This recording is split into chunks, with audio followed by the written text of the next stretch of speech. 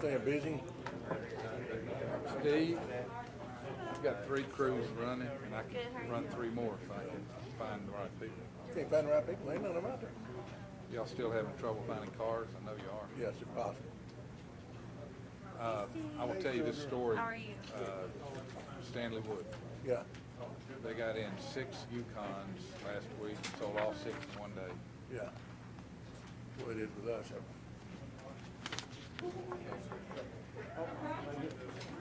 Hi, Nikki. Do we have a gavel? No, I didn't bring any. Okay. Like you said that we didn't order them. We'll keep these on while we talk. We do. Oh, no, I think he said take them off when you talk. Is that right? Yeah, we're gonna take them off if you talk. Keep them on if you're. Listening. Yeah. We're about 3 minutes away, so.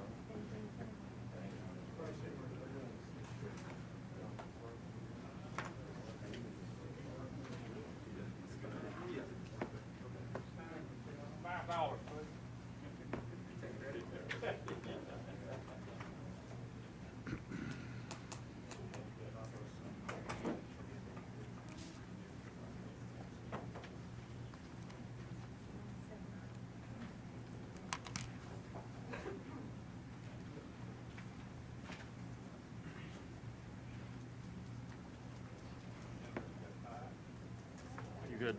Yeah.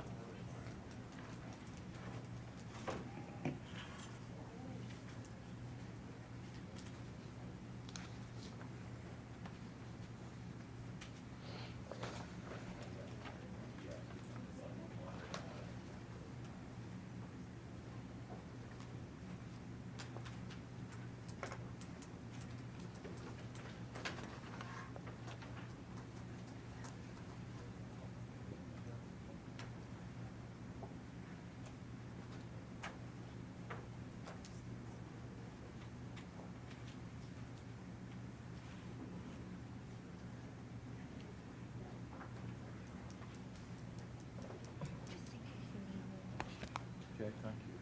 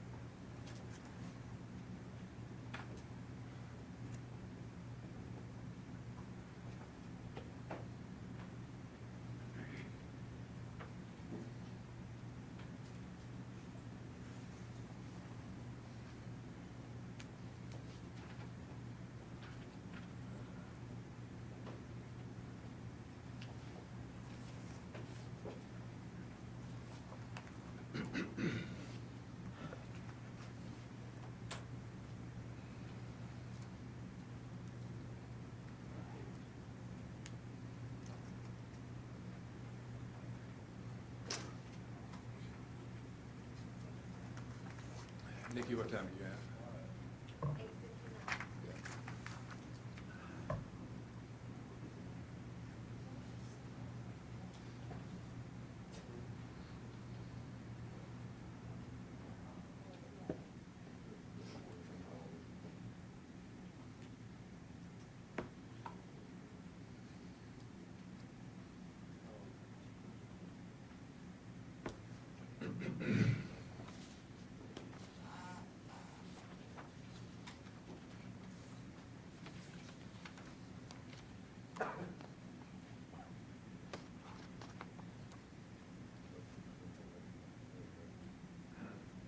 It is 9 o'clock, and this meeting of the Arkansas Racing Commission of July 30th, 2020 will come to order. Mr. Campbell, will you call the roll, please? Yes, sir. Chairman Lee Long, Vice Chair Lambert, Here. Commissioner Rice. Commissioner East. Here. Commissioner Post. Here. Commissioner Hunter. Here. Commissioner Lamb. Here. Chairman Leadlaw and Commissioner Rice are not present. Thank you. We do have a quorum, so we'll move forward. I would remind everyone that cell phones should be turned off or silent. The cell phones for all the commissioners have been turned off. Also, please wear your mask if you're not speaking. Otherwise, you may take them off, obviously, if you're talking with us. So with that, we will begin. I'd like to read a letter from Chairman Leadlaw for the record. My fellow commissioners, thank you for the time and energy you have put into this most important and sometimes difficult task with which we have been charged. We understand that there are many opinions on the Polk County Casino, from those that live in the community in which a casino will be located, to the companies that have applied to be licensed pursuant to the constitutional amendment. Recently, there have been unfounded concerns about the actions of the remaining commissioners tasked with awarding the casino license for Polk County. In my opinion, these commissioners have acted honorably, professionally, and with the best interest of the citizens of Arkansas as their guidepost. The integrity of this process cannot be questioned, nor can the integrity of myself or the fairness of this process. In the interest of transparency and fostering good faith relationships of the regulatory body and the applicants, I have welcomed communications from both parties and have spoken with all sides when appropriate. I have treated both parties equitably and with respect. At no point during this process have I insinuated, intimate, or tried to influence how any commissioner should vote on any issue. While I know that I have not acted inappropriately, nor am I in any way biased toward either of the candidates, and to avoid any appearance of impropriety and remove any doubts as to the integrity of either myself or this process, I am voluntarily withdrawing my scores and recusing from any votes regarding the Polk County Casino licensing matter. I am fully confident that the remaining commissioners will continue to represent the best interest of our citizens and will do so with the dignity and honor that has been the standard of the Arkansas Racing Commission. Sincerely, Alex Leblong, Chairman, Arkansas Racing Commission. And on a personal note, I fully support the chairman and his decision. He has provided leadership and direction for this commission, and I look forward to working with him on future commission business.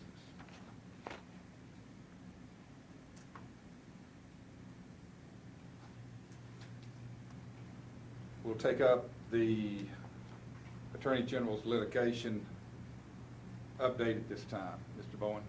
Thank you. Bryant Bowen, Deputy Chief of Staff for the Arkansas Attorney General's Office and Counsel for the Arkansas Racing Commission. Most recently, there has been a Supreme Court ruling regarding Judge Fox's decision to deny Legend's motion to intervene. There was some language that was struck from the order in which Judge Fox disqualified Legends as an applicant. The writ was issued with little reasoning. Our assessment from the Attorney General's Office and advice to you would be that the reason that it was struck is it was not proper for Judge Fox to consider that, as you all had not yet determined Legend's eligibility as a qualified applicant under the Constitution. Basically, Judge Fox put the cart before the horse, and that was the argument that we made in the brief filed. Legends argued something very similar in their brief. The Supreme Court agreed that that language should be struck, and here we are today on that issue. Legends still does have a pending appeal in the Supreme Court on Judge Fox's initial motion to deny their petition to intervene in the original case. There has not been a ruling on that as of yet. There is still pending litigation in Judge Wendell Griffin's court as well with citizens of Polk County. However, motions to dismiss have been filed in that case and are pending ruling from Judge Griffin on those issues.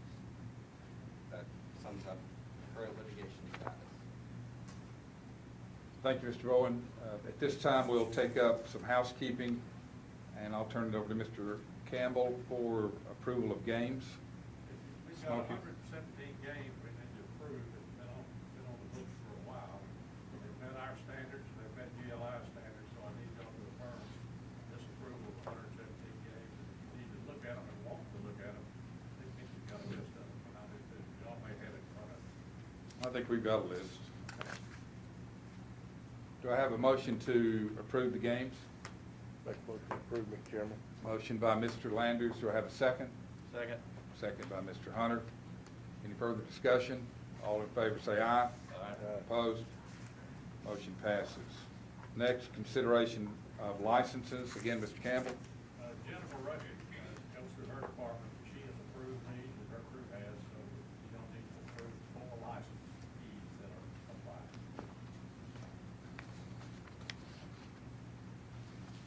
Okay, those licensees are Surveillance Systems Integration, Inc., Empire Technological Group Limited, Gaming and Entertainment Touch Technology, LLC, and Dynamic Gaming Solutions, LLC.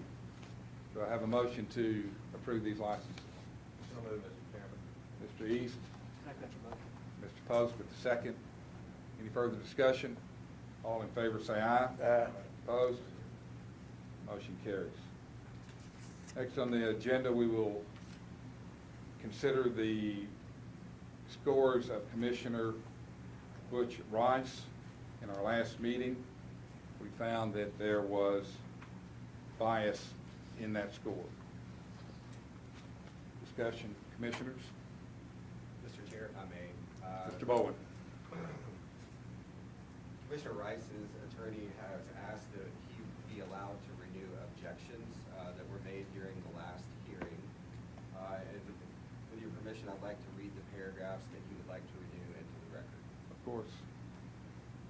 Paragraph number 4, Mr. Rice objects to any hearing on the merits of the McDaniel affidavit of bias, and that there was no rulemaking or adjudication function performed at the June 18th, 2020 Racing Commission meeting. Arkansas Code annotated section 2515-213 does not contemplate such an affidavit in this instance, but instead only allows for such a procedure in every case of adjudication and in cases of rulemaking. Mr. Rice objects to the striking of his score of the Cherokee Nation Business LLC Gulfside Casino Partnership. His scores were within the numerical scoring criteria set out by the commission, and there is no statute, procedure, or rule that would allow the commission to set aside its scores. The McDaniel affidavit of bias as it relates to Terry Green issue and the possibility of skewing is ultimately insufficient and not filed in good faith, and that Affiant McDaniel knew of his allegations before the vote and did nothing. Therefore, his request to disqualify is waived.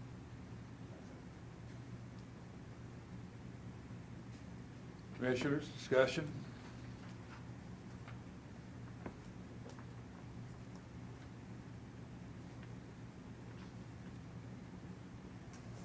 We have found reasonable bias on those scores.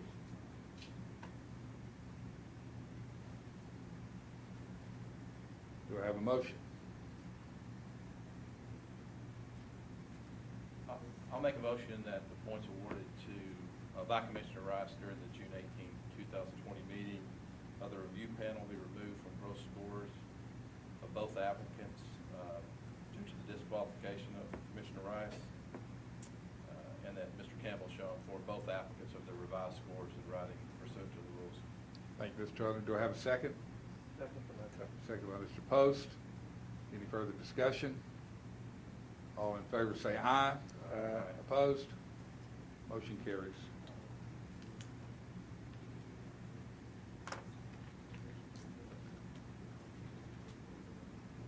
Mr. Bowen, do we need another motion to accept the recusal of Chairman LeBlanc?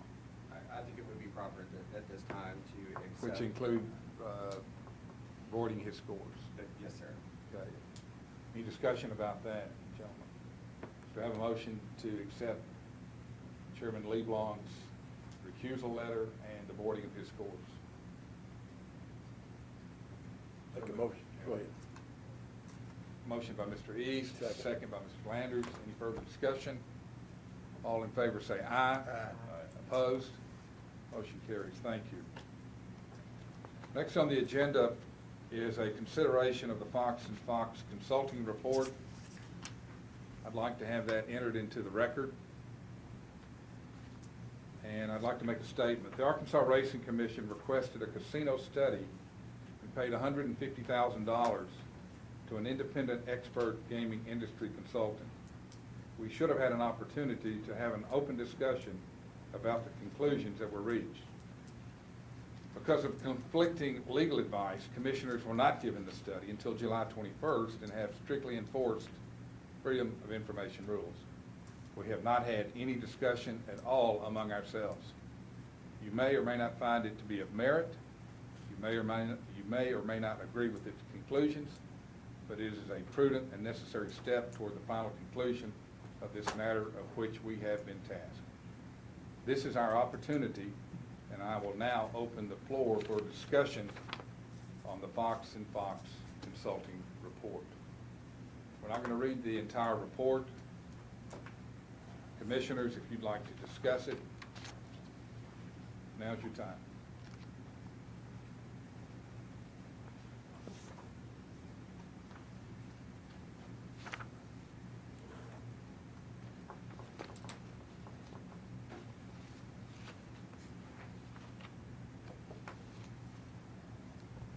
It has been made a part of the public record. It has been widely circulated, and I think it speaks for itself. Do I have a motion to accept the consulting report into the record? Motion to accept Mr. Fox's report into the record. Motion by Mr. Hunter, thank you. Second? Do I have a second? Second by Mr. Post. Any further discussion? All in favor say aye. Aye. Opposed? Motion carries. We move now to the acceptance of the letter briefs into the record. And do we want to start with Mr. Castleberry? Be happy to, Mr. Chairman. Casey Castleberry on behalf of Hillside Casino Partnership. On June 28th, we sent a letter to the Racing Commission through its council. The purpose of that letter was to memorialize the objections that we've made throughout the process and to put those objections into the record again in order to make sure that they are preserved once this goes to a circuit court, if that's where it ends up. The purpose of doing it that way, Mr. Chairman, was to attempt to streamline this process, keep from having to go through all that again. We've got plenty on the plate today. These are all issues you've already decided. I'm not asking you to decide them again, but just wanted to put my objections into the record once again to belt and suspenders. So. Thank you, Mr. Castleberry. Mr. McDaniel?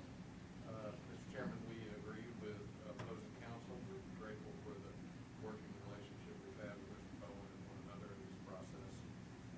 We believe that anything we can do today to help simplify your process in terms of adding objections and exhibits, I believe we agree that it all comes in if you agree to, and if there's no objections from us. I think there is one objection I have to an exhibit, Mr. Chairman. It's not we can address it whatever the commission feels is the appropriate time with respect to an affidavit, but these matters are not governed by the rules of evidence, so you have a lot of leeway, but there is one affidavit we'd like to object to. Okay. I would say it'd be the appropriate time. It'd be right now. Okay. Be happy to make that objection. There is I don't know if everyone has the Legends binder before them. There is an affidavit, tab 15, from Candace Studdard, which was provided yesterday, and I appreciate the chairman's direction in the procedure of this matter in requiring us to exchange exhibits before we get here in order to avoid a trial by ambush on such an important matter, and I appreciate opposing counsel providing me with these documents yesterday. This affidavit is the only exhibit to which we object. As I mentioned earlier, the rules of evidence don't apply to these proceedings. We've introduced affidavits, they've introduced affidavits, we've introduced letters, they've introduced letters and dockets and things such as that. What makes this document different, Mr. Chairman and Commissioners, is that this is an affidavit not based on personal knowledge, but based upon this affiant's conversation with another person. So Ms. Studdard apparently is a private investigator here in Arkansas. She called a gentleman named Kirby McDonald 2 days ago, spoke with Mr. McDonald. Mr. McDonald then told her information, which itself was hearsay, about whether or not Mr. Green and Mr. Carter could receive licensure from a Nevada gaming commission back in the early 90s. So we object, as this affidavit is really hearsay within hearsay within hearsay. If they had received an affidavit from Mr. McDonald or from someone at the Nevada Gaming Commission, you wouldn't be hearing my objection. But because it's someone who simply spoke with a person who claims to have personal knowledge, we would like to register our objection to that evidence being considered. I would accept a motion to accept the letter briefs into the record of both parties and include the objection of Mr. Castleberry to the affidavit of Candace Studdard.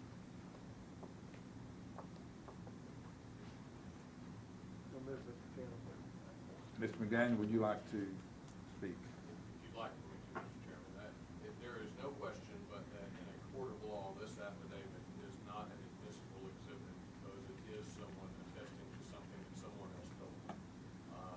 However, given the uniqueness of the circumstances, the fact that the rules of evidence don't apply, and that we are going to give you a number of other exhibits that direct to it, if you have the opportunity to ask Mr. Green, this will simply be one of those things to say, what do you have to say about that? So it's just a way to put an issue before this commission.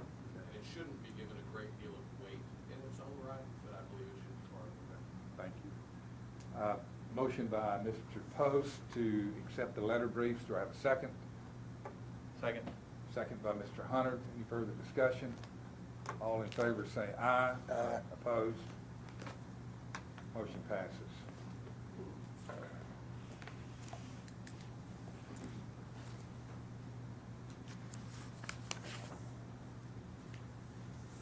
Let's move on to the Gulfside Casino request for determination regarding Legends Casino qualified applicant status under Amendment 100.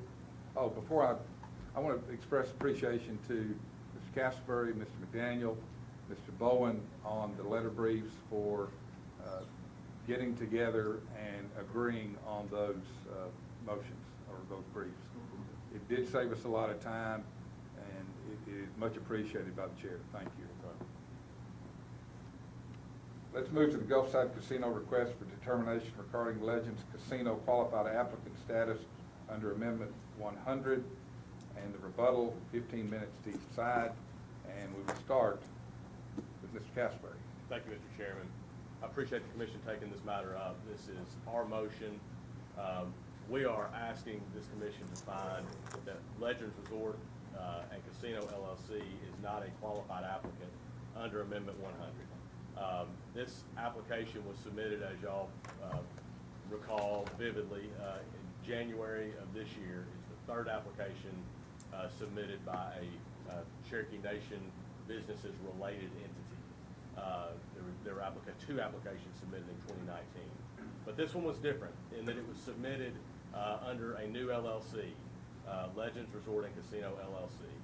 That entity is an Arkansas limited liability company, which was formed on September 11th, 2019. In the application that this commission promulgated, the first item you have to answer is legal name of casino applicant. And they answered that Legends Resort and Casino LLC. So I don't think there's going to be any debate that Legends LLC is the casino applicant. Casino applicant is a term of art in this instance. It's defined both in Amendment 100 and in this commission's rules. In fact, in the commission's rules, you specifically verbatim adopt the definition of casino applicant that's contained in the amendment.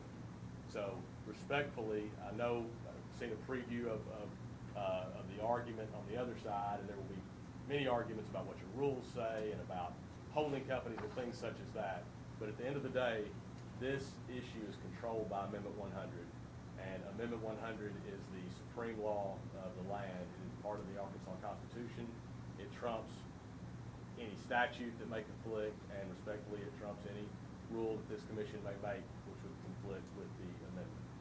So, casino applicant is defined as any individual, corporation, partnership, association, trust, or other entity applying for a license to conduct casino gaming at a casino. That is in Section 2B of Amendment 100. Section 4M of Amendment 100 states that the Arkansas Racing Commission shall require all casino applicants for a casino license in Polk County and Jefferson County to demonstrate experience conducting casino gaming. So, it's our view that the amendment is clear and unambiguous that the applicant itself must demonstrate experience conducting casino gaming. As an example, Gulfside Casino Partnership is the entity that's licensed by the Mississippi Gaming Commission to conduct casino gaming in Mississippi, and therefore meets this qualification of Amendment 100. Throughout the application that was submitted to the commission on January 15th, as well as the supplemental material which was submitted back in May by Legends, Legends talks about its casino gaming experience. That's one of the things that you required the applicants to demonstrate in the application itself. And in that application, Legends continuously refers to the casino gaming experience of Cherokee Nation Entertainment, LLC. In fact, on page 7 of Legends' application, it states, C&B's gaming and hospitality properties are operated by Cherokee Nation Entertainment, one of the largest, most successful, and financially stable tribal businesses in the country. On page 6 of the supplemental materials provided, Legends stated, Cherokee Nation Entertainment's current operations span 10 properties across northeast Oklahoma. On page 78 of the supplemental materials provided, Legends provided a letter from Mr. William C. Miller, Jr., who's the president and CEO of the American Gaming Association. In that letter, Mr. Miller stated, as a prerequisite to membership, licensed gaming entities like Cherokee Nation Entertainment conduct business in compliance with all applicable rules, laws, and regulations. He went on to write, Cherokee Nation Entertainment is an AGA board level member in good standing and an industry leader. On page 79 of the supplemental materials, Legends provided the AGA member code of conduct, which is signed by Cherokee Nation Entertainment.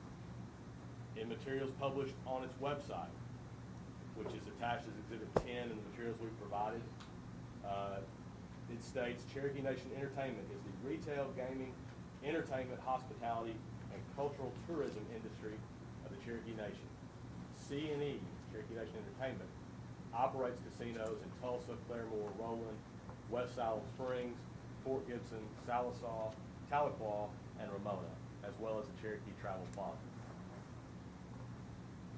Based upon the information that's been submitted to you, it is clear that Legends has no experience conducting casino gaming, and it's our position, therefore, that Legends is not a qualified applicant. Legends argues that the experience of C&B, its parent company, should count. Now, I submit to you that that argument must fail for two reasons. First, the experience of a parent company, the experience of a member of an LLC cannot be imputed to the LLC itself. They are separate and distinct entities under Arkansas law.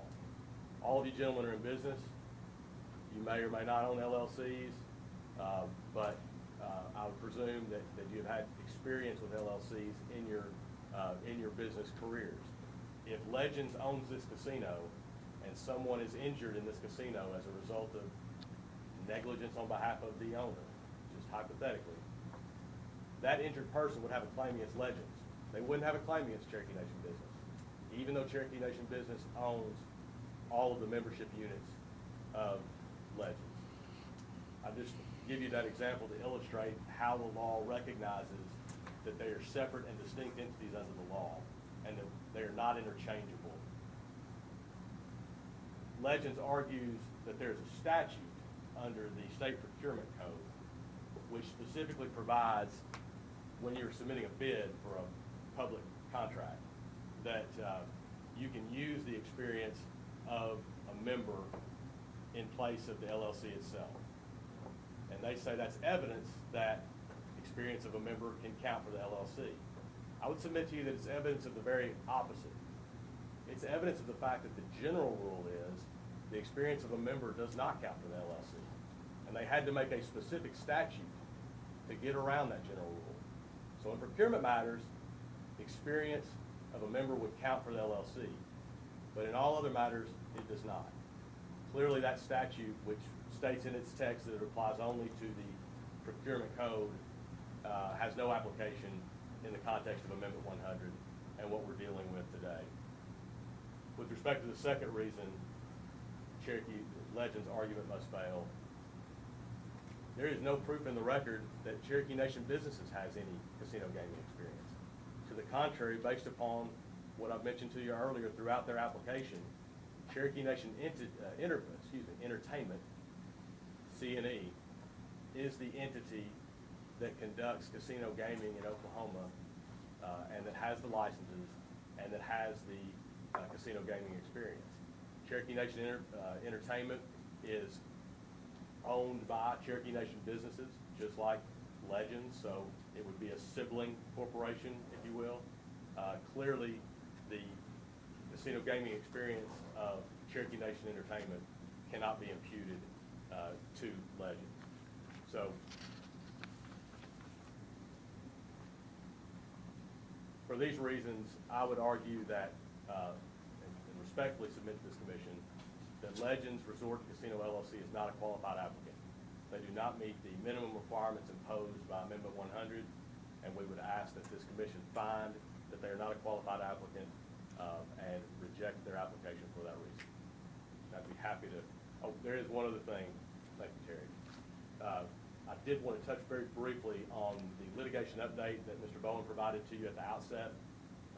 He explained correctly that the Supreme Court granted in part a petition for writ of certiorari with respect to a ruling that Judge Fox issued in a case before him on a motion to intervene that was filed by Legends. In that order, Judge Fox had found that Legends is not a qualified applicant because it does not have gaming experience and therefore was disqualified. The Arkansas Supreme Court did not state whether Judge Fox's ruling was right or wrong, but they did state that he did not have jurisdiction to rule on that issue at that time.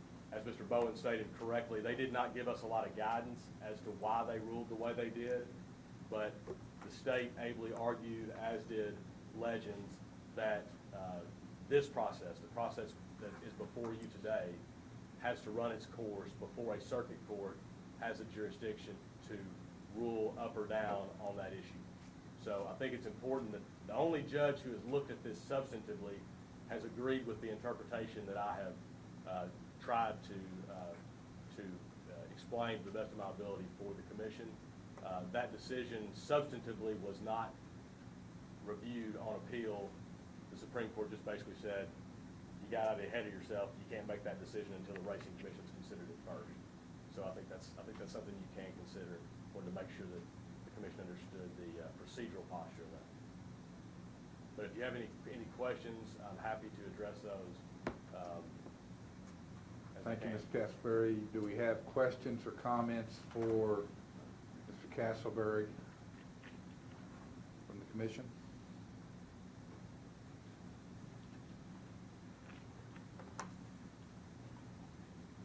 Hearing none, we'll move to Mr. McDaniel. Mr. McDaniel, you'll have the floor.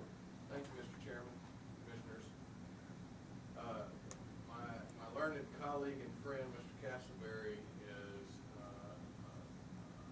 fortunate that he gets to sort of pick and choose which areas of the law he wants us to look at any given time. We spent months telling Judge Fox that you had, as a commission, no authority to consider constitutional law and whether or not the letter from Judge Gibson should be considered. But now you're vested with constitutional interpretation authority. I would suggest that when he says that the only judge who looked at this substantively was Judge Fox, what the Supreme Court said is that he did not look at it substantively. It was not properly before him. It was not properly briefed. It was never argued nor considered, and that he was without jurisdiction to say a word about it. And in a very rare exercise of supervision from the Supreme Court, vacated his order. I would respectfully submit to the commission and direct your attention the letter of July the 29th that we submitted to you. I believe that that was included, as we said earlier, in the letter briefs. All of our letters, all of our exhibits are included. But Mr. Castleberry cites no law that supports his position. It is simply that corporations exist. Corporations are separate from people in some respects. Very true. If you have an LLC that owns a property and someone falls, yes, it's called a limited liability corporation for a reason. The business has a liability shield between you and the LLC as an owner. However, try telling that to the IRS when the rent on those apartments comes due and you have to pay taxes. It is a pass-through entity.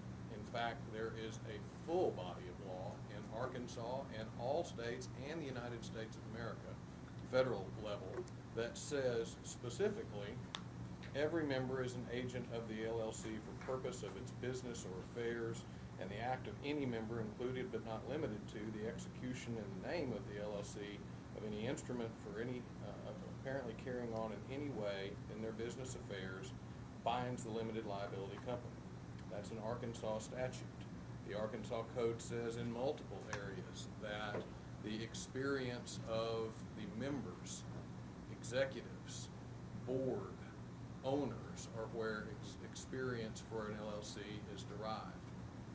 Arkansas law is clear that an LLC in and of itself is simply a document for which you pay $150 at the Arkansas Secretary of State's office, and it creates a legal entity.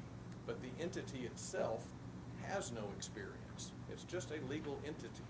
The experience comes from the people who manage it. The experience comes from the people who run it, own it, and operate it. Your rules do, in fact, incorporate that, and Mr. Castleberry is correct to point to Rules 13 and 15 in your rules that describe specifically you create holding companies for licenses. You allow it clearly, creation of holding companies for licenses. And then you require, by the way, you can't just have a holding company hold the license. It's the people who own and manage and operate and control the holding company must also have licenses. So CNB is a parent, is a LLC in Oklahoma.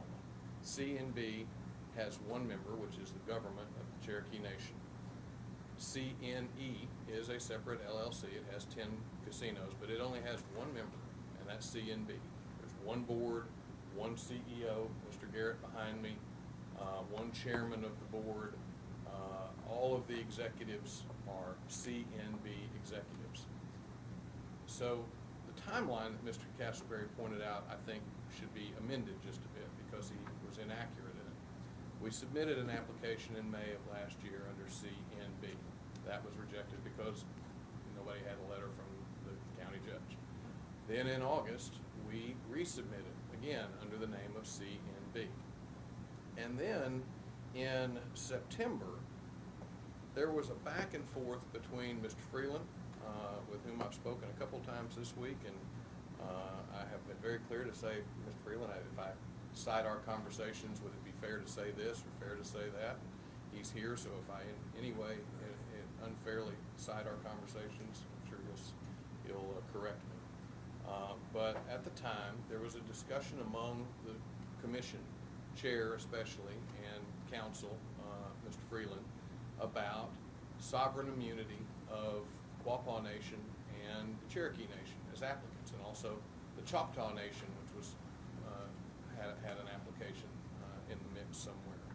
And so there were sovereign immunity waivers that circulated back and forth between the lawyers at that time. And apparently the decision was made that the comfort level of the commission and of all the lawyers involved would be for the Quapaw Nation to transfer their license to a newly formed LLC called Saracen Resort and LLC. They created that pursuant to your rules. They came in front of you. Saracen Resort and LLC is just like Legends. It's a brand new formed Arkansas LLC. And the determination was made by your council and yourselves that they qualified, met every qualification, and you transferred the license over to Saracen. Subsequent to conversations with that, the question arose, well, do you want us to do that on our application as well? And the answer was, yeah, that would be appropriate. So we formed a new LLC that would be purely an Arkansas Holding LLC, no risk of sovereign immunity issues popping up anytime in the future. And we resubmitted our application not in January, but rather in November the 15th. And then it was resubmitted again in January. So it was done purely in cooperation with and coordination with this commission and your council. I would submit that the law is rather clear, that no LLC in and of itself has experience. Procurement law is guiding in this, whether it is federal contracting, construction, or mortgage lenders, or any other licensed entity. It is clear that you can't just start a CPA LLC and say, I'm now a CPA because I have an accounting LLC. You have to have an accountant that has experience who manages that LLC, and then that's what gives the experience. So you have twice considered whether or not we demonstrate, according to the Constitution. Demonstrate means have. No part of the Constitution redefines demonstrate or have, doesn't redefine any of our corporate law or modify any of our corporate law. You have twice said that there is good cause to accept the CNB Legends LLC application, and that wouldn't happen if your council and you have not determined we were qualified applicants. So I appreciate Mr. Castleberry making a record on this. I'm sure that we'll all hear about it again later in our lives, but for today, I'm certainly happy to answer any of your questions, but I would ask that you affirm your previous findings that Legends LLC is a qualified applicant. Thank you, Mr. McDaniel. Questions, comments from the commissioners for Mr. McDaniel?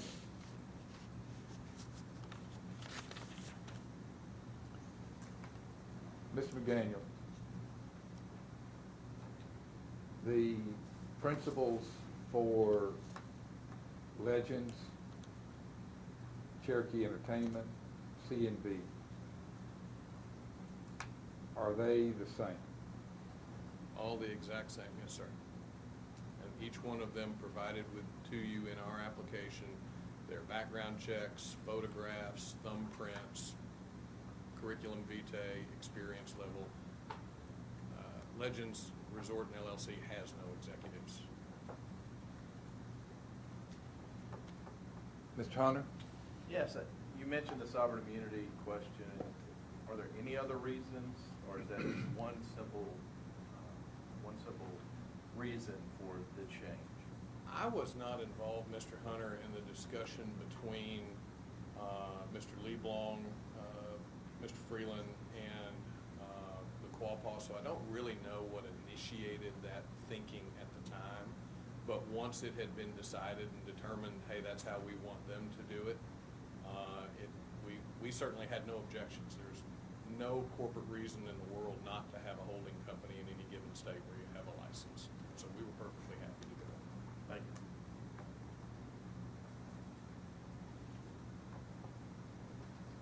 Did the LLC created for Saracen, and this may be a question for Mr. Bowen or Mr. Freeland, did the LLC for Saracen come before or after they've been given a license? It was after. I can answer that. They were given a license, I believe in May, and then it was transferred. But the requirements for licensure and transfer are the same. So the Saracen LLC was created after that, after the license was awarded? I'm looking back at former counsel who was, this was a little bit before our time, before I think the Attorney General's office came in, and it's my understanding that it was created after. That is a correct statement. Okay.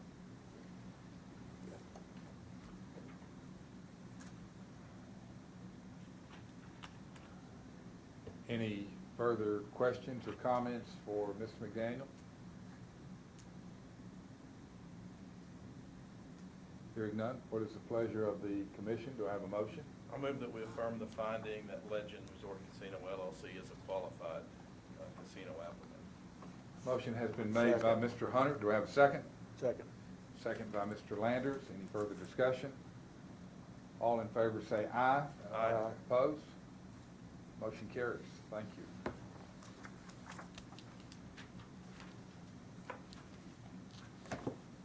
We'll now take up the Legends Casino appeal hearing regarding denial of license. Mr. McDaniel, you have the floor.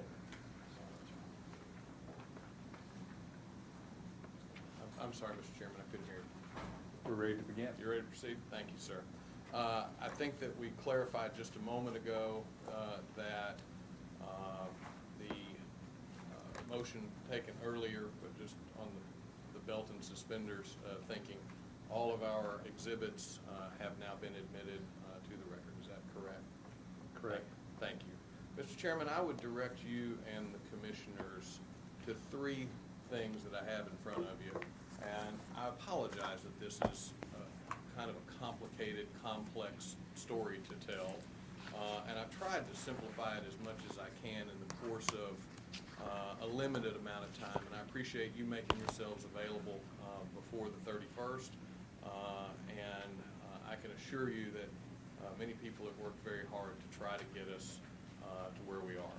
I have a timeline, and I would just basically want to make sure that each of you have a copy, a timeline of business history of Mr. Carter and Mr. Green. I have something that I'm calling select exhibits, which is basically the things we'll talk about today out of the 2,000 pages that are now in your record. And then this binder, which consists of a lot of the legal documents and support for what I will talk about essentially in the timeline and the other exhibits. So this will consist of bankruptcy filings, official letters from the government of Mississippi. It's got your Fox Consulting report, the affidavit, et cetera, et cetera. So I will do the very best I can to sort of bounce back and forth and direct your attention to these various things that hopefully will make it easier for us to follow this story together. You're asked this morning, and for the record, for the court reporter, I'm Dustin McDaniel. With me is Bart Calhoun, counsel, and Lauren Collins of the firm of McDaniel, Wolf and Binka on behalf of Legends LLC, Legends Resort Casino LLC. We all, I'm sure, remember June the 22nd when we met to discuss the irregularities that need not be revisited today in the scoring that took place on June the 18th. What I did not know, and that you may have known that day, is that as we were talking about, and Mr. Reeves, your then AG counsel, was talking about, we'll have to consider our remedies. We'll have to think about what we're going to do. We'll have to come back together and decide what's next. Well, what we didn't know, and what Mr. Reeves didn't mention that day, is that a denial letter had already been issued by this commission through its staff, and that letter is in our record. But under the Administrative Procedures Act and under your rules, once a party receives a denial letter, that triggers a whole lot of legal maneuvering. It changes everyone's status, it changes everyone's rights. It frankly took away from you the ability to come back in and sort of revisit and correct or whatever you did or wanted to do after the presentation in the old Supreme Court chamber on the 18th. Now, we fall under the Administrative Procedures Act and your rules, and so I'm here specifically to ask that you grant my appeal to revoke the denial letter that was issued on June the 18th. And I have to demonstrate to you grounds of why my denial letter would be revoked, and since there are only two parties, I have to demonstrate to you why Mr. Green should not have received an approval letter. Because you have, at the same time that you sent me a denial letter, you sent him a letter, I think it was sent to Mr. Castleberry, that said, you are awarded a license. And there was not a vote by this commission on the 18th to say, we hereby award a license, but that's what the letter said. So it is through the appeal process that I will be asking you to go backwards and reverse those outcomes.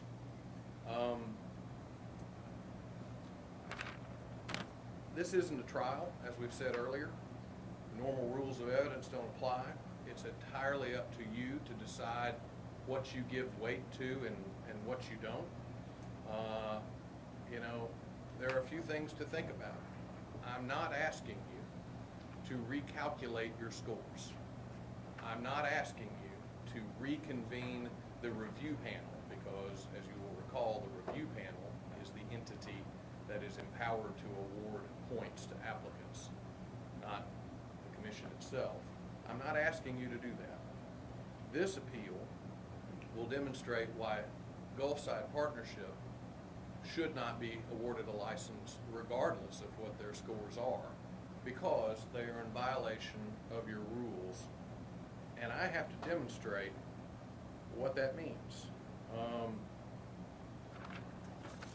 I would direct your attention to this rule, which I'm sure your counsel has already pointed to, but it's Rule 213-12A. And if you're having difficulty reading it up there, it's page 1 in this Select Exhibits book. I have no faith in my ability to juggle these poster boards. One of them will hit the floor, guaranteed, and you won't be able to read one of them, and so I thought I would try to make it as easy as possible. But the commission may deny an application for any of the following reasons. Failure to provide the information required in the rules. Well, your staff has generally said we all provided the information that you needed. Failure to meet the requirements in the rule. You've generally found that we both have. Providing misleading, incorrect, false, or fraudulent information with the intent to deceive. Now, that's a big statement, and I appreciate that there's real gravity when we put something like that out there. The word deceive is a clear word that implies that someone intentionally was trying to direct your attention away from the facts so that you would come to a conclusion that was beneficial to them. There is no way that I know how to prove that without showing clear patterns and clear examples, and I recognize anybody can make a mistake. Anybody can get confused. Anybody can sort of, stumble when asked a question, especially in a public setting. I intend to show you a pattern, a clear pattern of where Mr. Green and, in absentia, Mr. Carter, have over and over and over again said and done whatever they needed to do in order to secure approval for a project, regardless of whether or not they could carry out that project or what its success was going to be, and leave the consequences behind them. I think it's important to consider what my burden is in terms of the burden of proof. I know that there are no lawyers on the commission, but we all live a life where you all have lawyers, dealt with lawyers, and we watch enough television where we understand that there's a burden. What do I have to prove to get you to the right spot? Well, in criminal cases, it's beyond a reasonable doubt. In criminal cases, I got to show a jury of 12 beyond a reasonable doubt this is the person who committed this crime. In a civil case, whether you met all the terms of a contract or which car ran the stoplight, it's preponderance of evidence, 50% plus one. In an administrative appeal, I have to prove substantial evidence.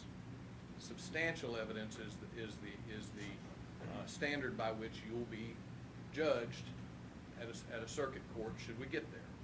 Substantial evidence is way less than a preponderance. Substantial evidence simply means that there was enough evidence to justifiably demonstrate to a third party reviewing your actions whether or not you could make a decision or reach a finding. The court's not going to second guess whether they agree with you or not.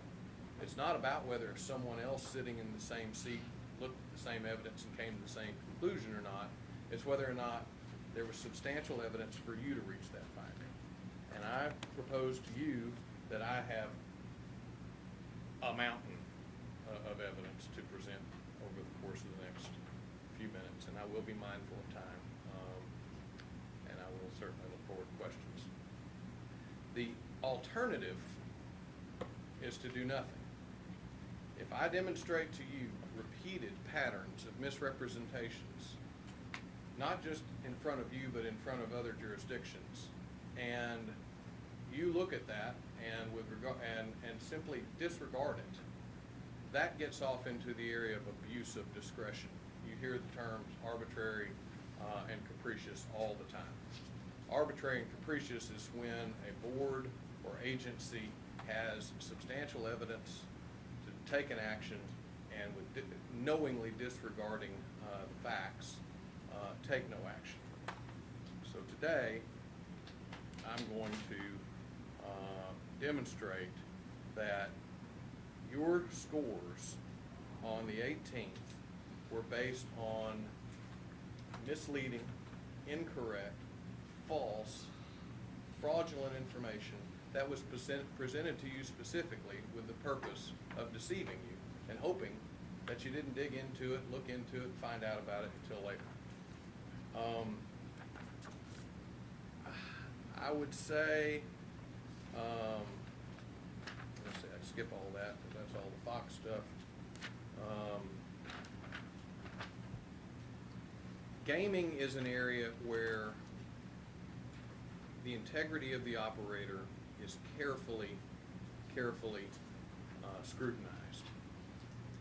People are going to put their money down on a table or plug it into a computer, and they should know their odds. They should know that they're going to be treated fairly.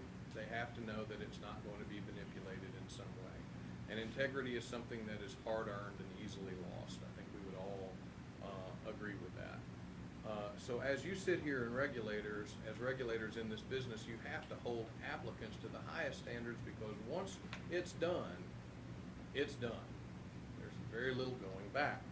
So I would point to your rules and say that there are two basic flaws that kind of put us in this spot. And I'm not being critical of how the rules were written at the time. It's just now that we've played it out for the first time, we sort of see where the flaw is. One, no rule that you have compels an applicant to actually do what they say they're going to do in front of you. So they can sit here and tell you they're going to build a 10,000 room hotel, get the license, and then go, oh well, I didn't mean that. Facts on the ground don't really support that. There's not one rule to hold them accountable if that happens. Secondly, your rules don't require a background check until after the license is issued. And don't exactly know how many states do it that way, but frankly, we've had to do the background check since the 18th to determine what was said was accurate or inaccurate. And I will submit to you that it's not. I want to thank you for eventually, however it happened, getting Mr. Fox's report, because Mr. Fox's report revealed to us the truth about so many things that were said on the 18th that were incorrect, that we had no way of knowing that day. You had no way of knowing unless you were scrutinizing the application real time, but Mr. Fox saw through it. So today, what I'm going to propose is that it is a long-term pattern, that Mr. Green made substantial false statements regarding his history and experience, which is one of the major areas of grading, his financial stability, his project in Polk County. So not just old mistakes from years past, but right here and right now. And then our project, blatant misrepresentations regarding our project. So if I may, I'll direct you to this exchange, which I suspect we recall and that I've pointed your attention to since. Mr. Landers asked Mr. Green, since you've been in business, this is a very broad question that invites a comprehensive answer. This is not where did you eat lunch yesterday. This is a broad, tell me everything, this is your chance, open-ended, don't leave anything out. Let me decide if it's valid or relevant or not. Since you've been in business, I know you've gone through hurricanes and different things like that. Have you ever had to close one down, bankrupted or anything? Now we're talking about casinos, so I assume, and I think reasonably, the word one implies a gaming operation. Have you ever had to close one down, bankrupted, or anything?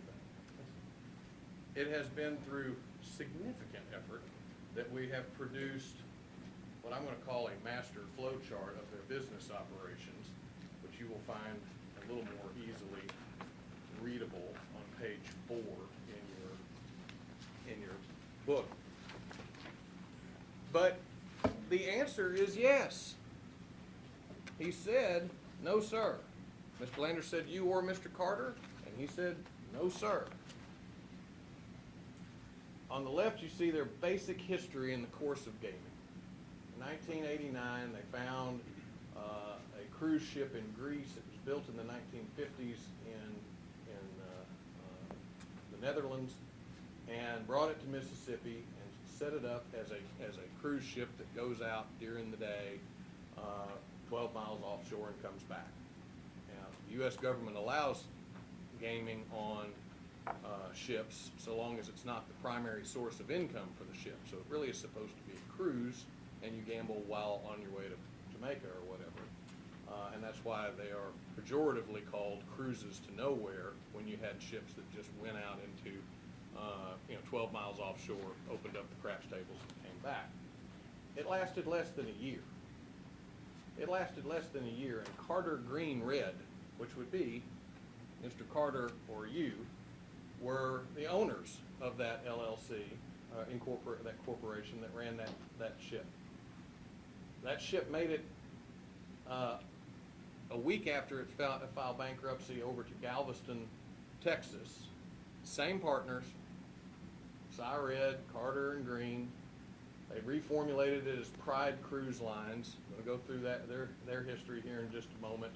Closed, bankrupt, seized by federal marshals, and only bailed out when a man named McDonald came along and gave them just enough money to get it untied from the dock, towed, because the boat didn't work anymore, over to Gulfport, Mississippi, and reorganized as Gulfside Casino, Inc. Gulfside Casino, Inc. is one of the two partners in Gulfside Casino Partnership to this day. Gulfside Casino, Inc. and Copa Casino. There is a direct line on these corporations. Closed. Then, you may be able to tell, there's a picture in the book, that the same boat, we put a sign that says Copa on it. Somewhere I've got a cute slide that I don't feel like digging around for. That's, it's the same boat, 3 different bankruptcies.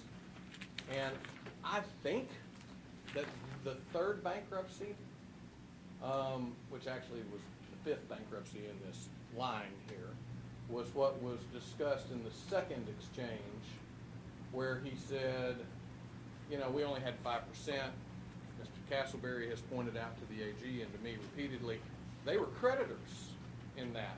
They, how can they be held accountable for a bankruptcy where they were the creditors? Gulfside Casino Inc. owed us money. That's true, but I'm going to explain that to you here in a minute in a way that makes it very clear that it should have been disclosed to you, so that you could decide whether that was a completely innocent, "Aw shucks, I was just driving down the road and saw somebody else going bankrupt," or whether or not they were, completely involved in it themselves. Then, once they finally got Gulfside Casino, once they got the McDonald family and the Sands Regent Corporation out after several years of litigation, that's when they took over the barge, still named Copa. So we've got Copa in the boat that's owned by Gulfside Casino Inc. Then you got Copa in the boat that's owned by Gulfside Casino Partnership. Then you got Copa in the barge, which, as was described, I would let him characterize whether or not the Hurricane Katrina lifting the barge up and dropping it in the middle of downtown Gulfport was in fact a godsend, like a well-timed fire in some businesses. But we wind up in, and I'm not suggesting it's intentional, he didn't control the Katrina, I'm just saying that sometimes insurance claims can be helpful in the course of a business. And I do not have any evidence to suggest that in general, since 2006, the Island View Casino has run a pretty good casino. They make money, they have a relatively successful operation. They carry a lot of debt. In his own deposition, he says he owes $180 million on it. Nice deposition, but it's a testimony to you. But there it is. So it's up to you to decide whether or not he owed it to you to tell you about how all these things came to be. But I would quickly scan through this timeline and suggest that, so if we all are looking at the same thing, the timeline starts with these numbers here, 1983 to 1989. Everybody see what I'm pointing at here? So the reason it's relevant on that first page is they said to a casino industry paper they had no experience in cruise or travel and had done no formal market study before launching Pride Cruises. And turn the page, 1989 to 1990.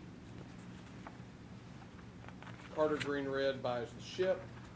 By April, they're scored the lowest ranking cruise ship in the entire United States by the CDC for food and food safety. And the whole point is that it's not really a casino, it's a cruise ship. But it becomes very hard to sustain that. So in less than a year, by December of 1989, they file bankruptcy. And that's tab 1 in your big book. And if you look at, just so that you're on this timeline, you've got time events on the top line, and down in these gray boxes in the lower side, I make some reference to essentially news stories and things to supplement the record. But Mr. Green said at the time to the Houston Chronicle, well, the Mississippi Tax Commission said they wanted $1 million for taxes that we owed them on the Pride back in Mississippi, and if we paid that, we would never be able to bring it over to Galveston and get it open. So we had to file bankruptcy. He had a choice of paying his taxes or filing bankruptcy and starting a new business with the same boat. He chose bankruptcy and to move the boat. So a week later, it's off to Gulfport, and I've got a little 1 minute, 30-second video to show you. If you'll turn to page 6 of the other exhibits, you'll have the transcript of this video. Actually, it's just the audio. Okay, it's just the audio. There's a conflict going on about who's got the right to run gaming shifts out of the city's port. But Terry Green from the Pride Cruise Line says that Galveston is changing the rules of the game. Mr. Fletcher Harris, the Galveston City Council, disagrees. Terry, I'll just start out with you since you are the person who questioned our company as it is. There seems to be some misunderstanding, at least in my mind, about whether you do or don't have an exclusive contract with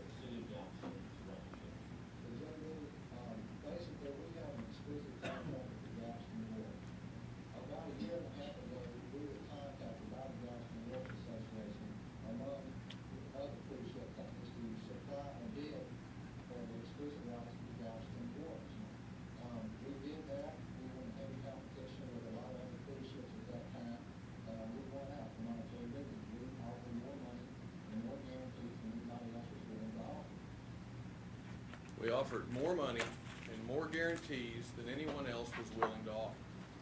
Generally, in business, that should be a red flag rather than something that causes enthusiasm.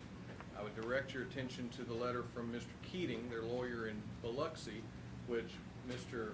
Castleberry has included as an exhibit today, which is found, if you actually want to look at it, at tab 11 in the big binder. Page 2 of that says two things. One, the boat was never seized. You know, when Thomas Aiken wrote y'all a letter and said, you know, the boat had been seized and that he'd had all these regulatory problems, Mr. Keating responded to both the city council and government officials in Polk County, and it was directly sent to each of you by email that very same day, and said, oh, the boat was never seized. That was just a little old misunderstanding. And then the next line, the first line of the next paragraph says, the Galveston operations were successful. There was just a little misunderstanding with the United States Attorney. Well, I would propose it's a whole lot more than that. The United States Marshals came and seized that boat to keep it from leaving the harbor, locked it down, and did so November of 1991, where it sat for almost a year until Mr. McDonald bailed them out. And that was the second warrant to seize that boat for taxes and failure to meet its legal obligations in the same year. If you look at this page in the timeline, where it says 1991 to 1992, top portion of it, state judge orders seizure for failure to pay taxes. Here, area officials say they're disappointed, but not surprised, and if you can read that in the book, the local tax assessor says, I always thought they were going to flee with that boat. So then you go through the course of the next year, and Mr. Green himself, and I would direct you to page 9, on this other book. Mr. Green himself said, no, that's not page 9 in this book. No, that's red. Try 17. No, that's not right either. Somewhere around here, I've got an article from the Houston Chronicle where it says, Green said to avoid indictments by signing an agreement with the government to cease gambling operations in Texas and international waters. They had to shut that boat down, and they had to commit not to do gaming operations in the state of Texas or any more cruises to nowhere with the federal government to avoid indictment. Now, that is supported when the McDonald family comes in to engage in their bailout. And again, I'm still on this tab that says 1992 in the lower right. Mr. Carter said in a book called Mississippi Entrepreneurs, we found a partner who financed buying the Pride out of bankruptcy. And the tab right next to that, just to the left of it, Mr. Green, because they got a partner that helped bail them out, there's a chance we'll get everybody paid, whereas before Tuesday there was no chance at all. You turn the page, now we're back in Mississippi. Now we've got patrician being formed, and now we've got the McDonald family ready to finance this. The affidavit of the investigator who talked to Mr. McDonald, and I talked to Mr. McDonald myself yesterday, and he told me exactly the same thing that he told the investigator. He doesn't want to be involved in this, and I don't blame him. But the statement was, they made all kinds of promises to us and our family. He said, Mr. Green said that he knew all these people in Mississippi and that getting a license would be no problem, and how much money there was going to be in this. And it's evidenced two things. One, none of those promises came true. They were in litigation almost immediately, and a failed business operation almost immediately. And two, they couldn't get licensed in the state of Mississippi. It is a material misrepresentation. It is intentionally, back to the rule, misleading, incorrect, false, or fraudulent with the intent to deceive for someone to fail to tell you that a 5-year period went by when they could not get licensed in another state next door. Now, what are they going to tell you? They're going to say, we were never denied a license. Please note that those are two different things. I was never denied a license is completely different from I couldn't get one. What evidence is there that they couldn't get one?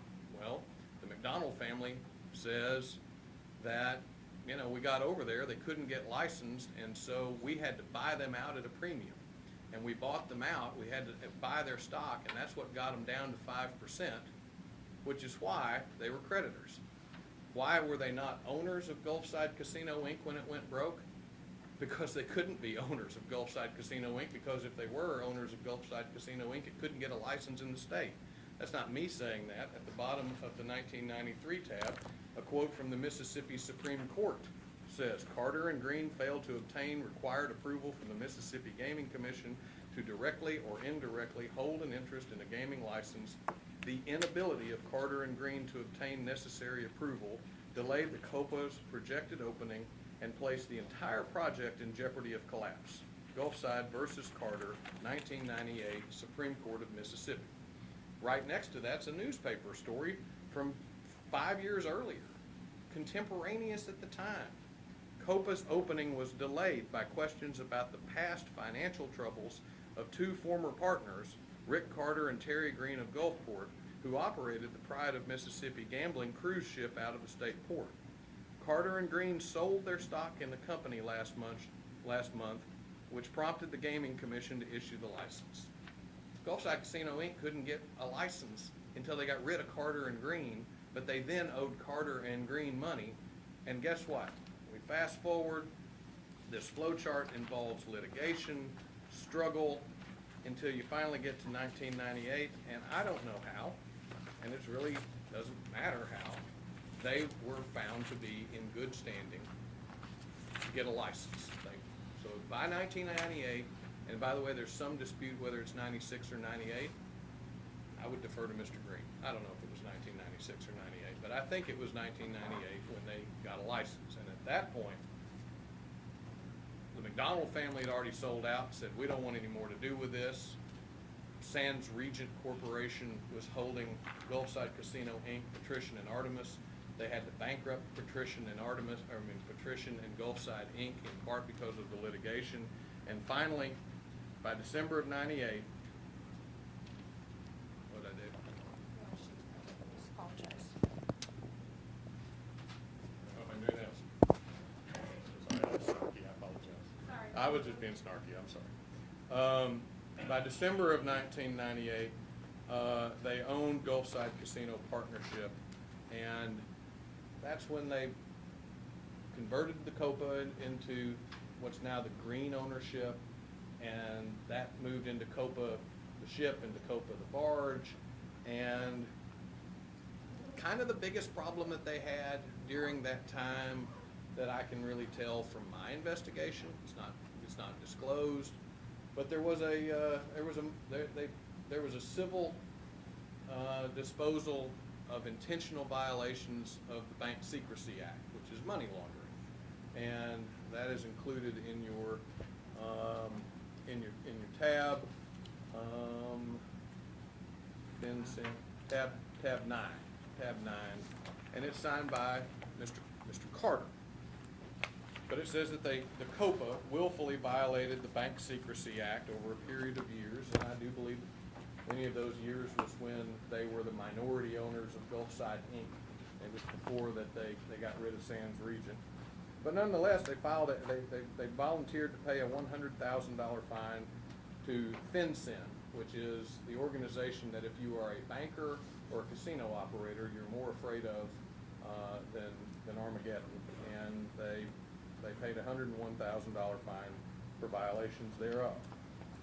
The next biggest problem was Hurricane Katrina. Most casinos on the Gulf paid benefits to their employees when Katrina came and destroyed their homes and communities and took lives. But according to the Biloxi Sun-Herald, they terminated everyone that day, and one of their executives said in the paper, you know, we run on a pretty thin business. If we have any chance of going back into business, we have to take care of every penny that we got. So last page of the timeline, 2006, they opened the Island View Casino. They get Emerald Lagasse comes over to open a restaurant. 3 years later, that's closed. And You know, the Island View Casino had to close for COVID. Everybody in the United States has had to close for COVID, including us. I think the big difference is we have not laid off any employees and have paid every employee as if it was open. But if I was Mr. Castleberry, I'd stand up and say, this is all ancient news and this is all old stuff, and for the last, at least since, you know, the last 14 years at least, we've operated just fine. I would say that that's a pattern, and it was a specific, that this is a relevant answer to the questions that were asked. And moreover, we've had to spend a fortune in time and money tracking all this stuff down that the state would never have had or had the opportunity to spend, and you wouldn't know it if we hadn't been here to tell you. So, fast forward. I don't even know what's next on that. Here's where Mr. Green said, you know, that we had to cut a deal with the government to leave Texas and get out of the international waters to avoid indictment. And it was not easy to compile all this. This looks easy, but it was one ship, two states, 3 separate instances, multiple companies, and 3 bankruptcies. So if we ever just kind of go back to first principles of did you ever have to shut one down, go bankrupt, or anything? If you believe the answer to that is no, then I should lose my appeal. But I would propose that it goes further than just that old news. As we sat there in the Supreme Court room on the 18th, we didn't know what was in their application in terms of details. No way really to know that. You know, I don't know if you've ever seen what our versions of our applications look like in the redacted version, but you know, you get to see the full application. But if I ask to see theirs, what I get looks like a CIA document that is pure black. So as they were sitting there describing their project, I had no idea if it was right or wrong. Only when we got the Fox report, and Mr. Fox tells us how he scored and compared apples to apples, our application to their application, did the sales pitch that you got on the 18th have all of the holes shot in it. And it's hard to say that it was not a pattern of mistakes, because not one of them was a downward departure from the application. He sat there and told you that day, I'm going to build a $254 million project, maybe 354, and it'll probably be 900 rooms within 5 years. It's going to be 80,000 square feet of gaming floor size, 1,900 feet numbers of slot machines, and 90 table games. It's going to be huge. If you look in your, you know, keep going in the book here to number 13, you may even remember this slide, this poster sitting there in the room the whole day. It had all those numbers on it. It says a sure bet. Well, if there's one thing I've learned about this business, gaming and gambling are 2 different things. This commission has a fiduciary obligation to the state not to take unnecessary risks. Gaming is a serious business, and the margins are narrow. And if you think about the culture of the companies that you regulate now, Delaware North and Oaklawn, getting to know Saracen, these are conservative businesses. They know their numbers. They know things carefully. They do not overpromise because they understand that leads to problems. You were supposed to be given a presentation on the application in front of you. You were supposed to score the application in front of you. And I have to say that I, for one, sat there and was really impressed by the sales pitch that you got. I mean, it was impressive. Holy cow. You know, Chuck Garrett is reading you essentially an earnings report that we can defend every word of, but was it a little boring? Maybe. But we thought that was the professional and appropriate and conservative way to do it, because every word of it can be backed up. Terry Green did a great job of just, let me tell you how big this is gonna be. At one point, he used the word slam dunk. It's gonna be a slam dunk. But what you graded that day, what you gave scores on that day, were not what was in his application. He gave you inflated, exaggerated numbers. Was that designed to increase your allotted points? It's up to you to decide, but I would say, yeah, that was exactly what it was there to do. What's my next two? I don't want to pick up. Yeah, okay, so then lastly, before we get to the Fox report, I want to direct you to the Morowitz letter, which is number 14 in the book. And we had cited Mr. Morowitz's market analysis study in our application, and it was in your written materials on the 18th at the old Supreme Court chamber. And it said that we had aggressively designed a project for a market where $195 million is about the right number. Mr. Morowitz is a nationally renowned expert. Mr. Morowitz says, especially if you're going to have to borrow any money, and that was pre-COVID, $195 million is about the number for that market. And Mr. Green looked at you and said, as if he knew it, as if it was gospel truth, those guys don't even want to go to Russellville. Those guys are just trying to defend their Oklahoma properties. I'm not trying to just defend my Oklahoma properties. I'm going to go. He said, we're going to intentionally downsize the property to protect Oklahoma interests and not try to grow it aggressively. Well, I didn't have the opportunity to rebut that day, but where in the world did that come from? And the market report we presented to you that day said two things relevant on that point. One, the market for Russellville is east of Russellville. Russellville is part of the Central Arkansas Little Rock market. Our direct competitors in Russellville are Oaklawn 70 miles to the south and Saracen 82 miles or whatever to the southeast. The bulk of the market is in is in Central Arkansas for Russellville. It is not eastern Oklahoma. Second of all, if the target number for the market is 195 million, and we have committed to 263.8 million, it defies logic to suggest that somehow we are underdeveloping the market, or that somehow or another we are not adequately invested in the market. Moreover, our 268 million is bound by contract with the county judge of Polk County, who's sitting back there. We are bound by contract. So even though your rules don't require that we do what we say we're going to do, we have a binding contract with the people in Polk County, and we will do every single thing that we committed to them and to you that we would do. So if you look at the pattern there, you have misrepresentations about his past, misrepresentations about his project, misrepresentations about us, and you combine that with the fact that you were not privy to your own experts' opinions, which made clear when he compared not the sales pitch, but the applications, that CMP was superior on all four objective criteria.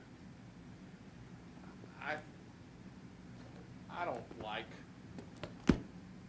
coming in here and looking at another grown person and accusing them of dishonesty. But I guess I've kind of spent my whole life doing it. I was a police officer, and then I was a private practice lawyer, and then I was the attorney general, and now I'm in private practice again. And unfortunately, when money comes into play, sometimes people say things that aren't true. And you have a fiduciary obligation to call it out. And you have a fiduciary obligation to the people of Arkansas to prevent what Mr. Morowitz would say is a white elephant. And he gave you examples of what happens when regulators don't exercise that duty carefully. This is my last point. So if you go to the Morowitz report, number 14, page 3.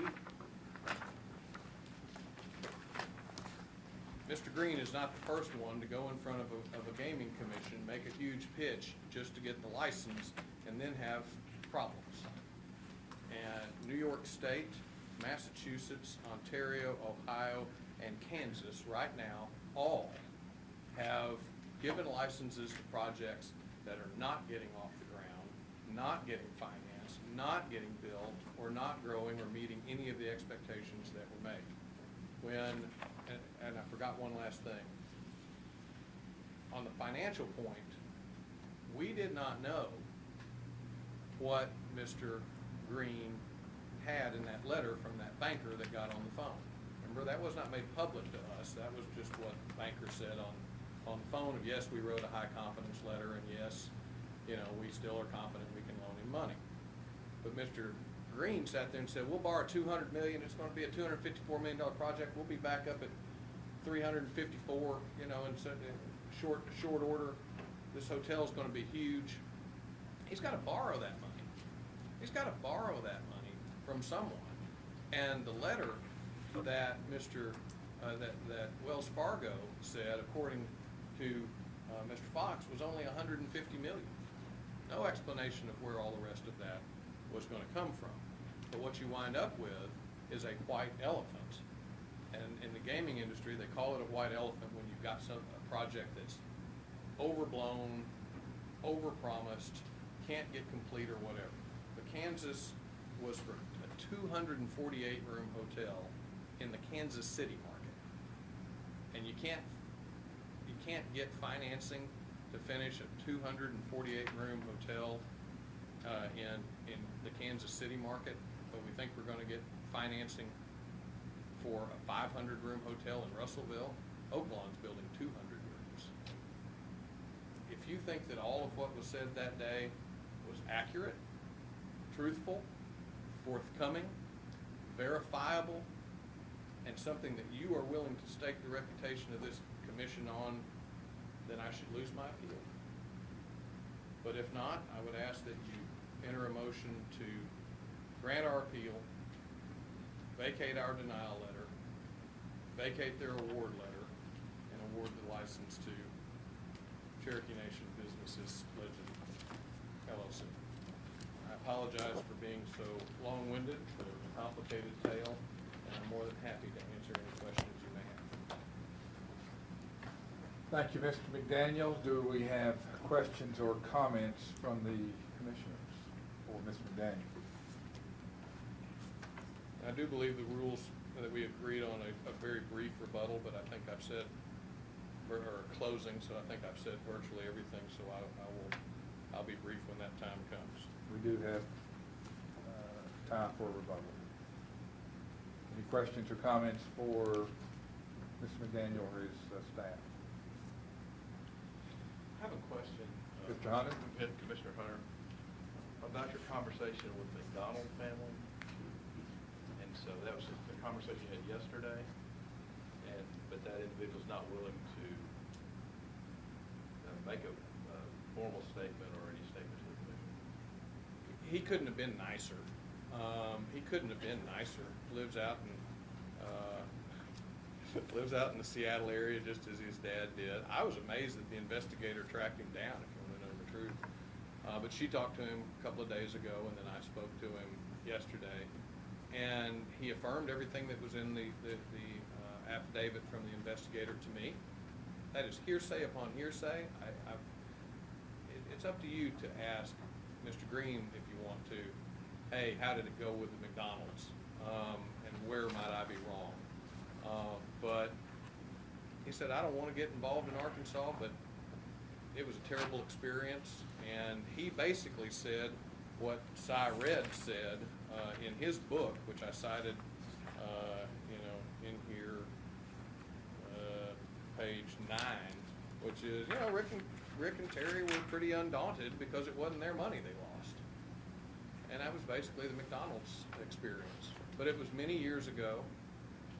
It was him, his wife, his father. His father's now passed. And he said, I don't want to get involved in what's going on over there. You should ask him about it. I don't want to go. And I don't blame him.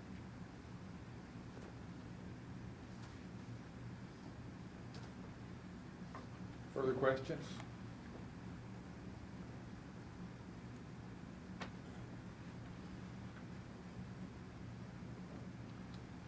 Hearing none. Mr. Casper, you have the floor. Thank you, Mr. Chairman. There's a lot of material to cover. I'll do my best to be concise and respectful of your time. I know that you've been generous in allowing us some time today.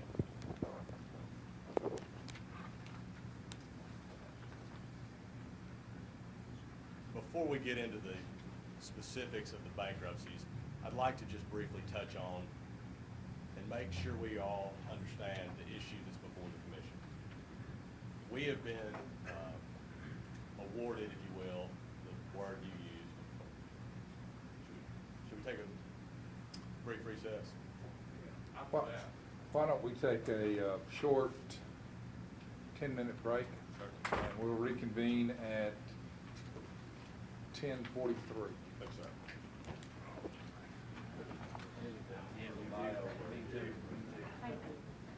Good call.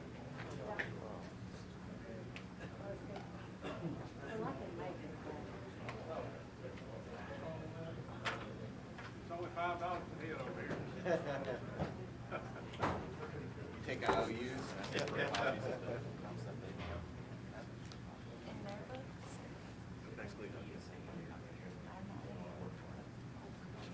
Yeah, we do.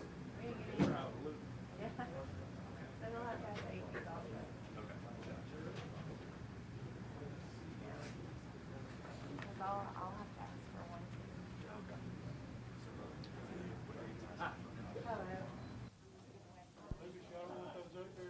Hello.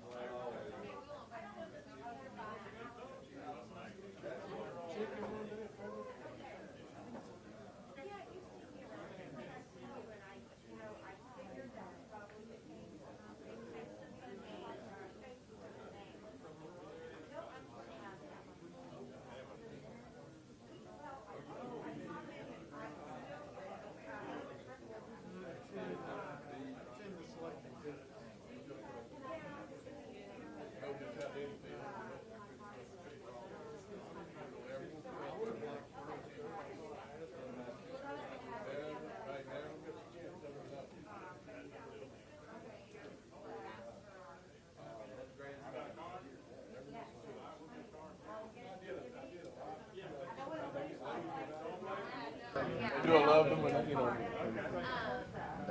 but I'd give everything I got, just have one more day with you, you know what I mean? I could have one more day with you, you know, it's just that.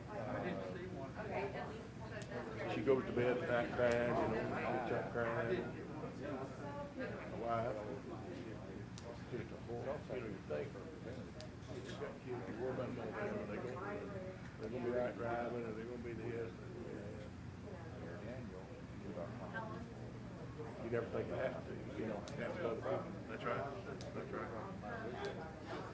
Yeah, no, I was thinking about that with Denny, I was thinking, you know, it's, You know, he's Denny, from, Denny sat there, and when I lost Scott, on and on, I'm sorry, here, you know, it happened to me, you know, then all of a sudden it happened to him. I know, Watch how quick it can happen. it can happen, I know it can, it's scary, scary world. Scary, and we don't have, and the world, hey, what the world, how the hell, the world. Yeah, and I agree with her. Yes, I can. And I've got Democrats, here with my heart. Probably. Go ahead. You know, they're gonna do something that I never, said I never would do.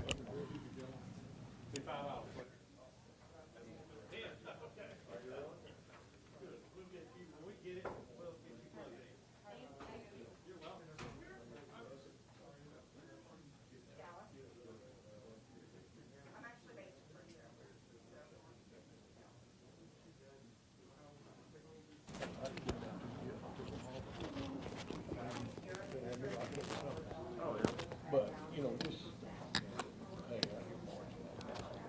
We're getting out of control.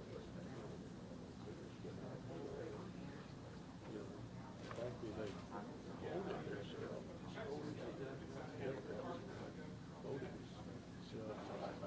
to get 90% of the salary after you retire. You get paid on it. So they got that in place. He and Amanda said, when they retire, they still 80% of the salary. And they are. I've been carrying them forever, because she's like, Hey. give them a sample. She'll be very proud. Appreciate it. You know, they're paying him 160, 170 a year, but I think. You know, the mayor's just a figurehead in that sense. You know, that's what. Why not? Like 50 years ago, yes. 50 years. Ran some personal witness. Been in, see, never got. Never had it.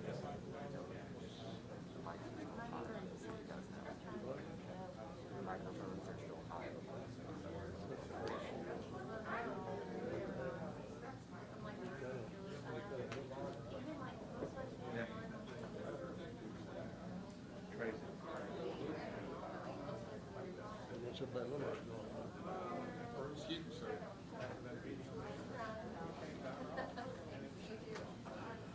It's just, we just got old business, you know. I've seen this with pro business. Yeah, oh yeah, I agree. We ran Amazon out here about 2 years ago. They were trying to put a big, came back. We ran it out. Some of them won. Thank you. We ran FedEx out 20 years ago. Oh, yeah, they go. Here in Memphis. And I've had stores over in Memphis that really done well. Oh, yeah, better. People got good jobs. They were $70,000, $80,000. Good jobs. You know? Yeah. Gotta be pro business.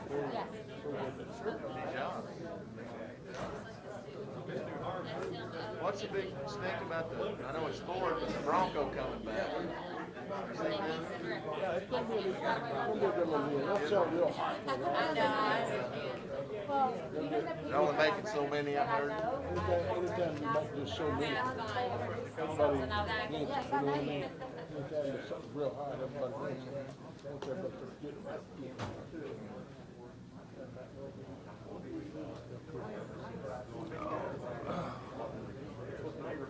I had to take a little break there. I'm glad you did. I didn't think you were ever gonna do it.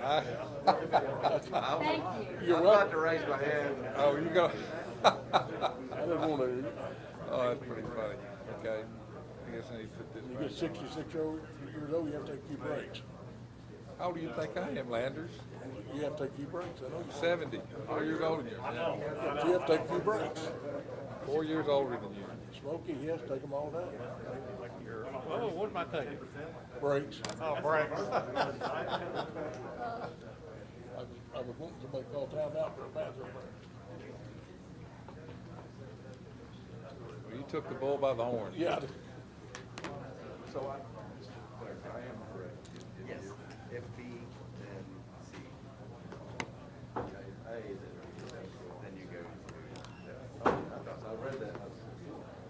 We have a couple of minutes. If we can begin to reconvene, please.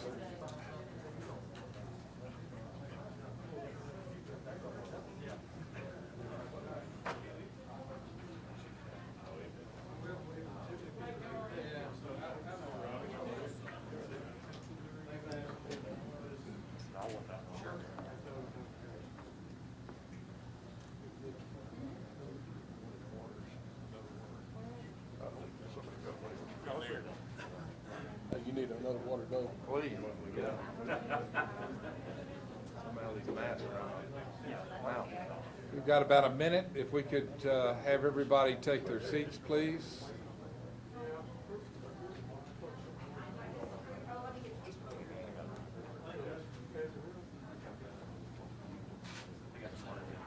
Good. Them little ones ain't very, they're smaller. Starting to dry up over here. Yeah, especially with the mask.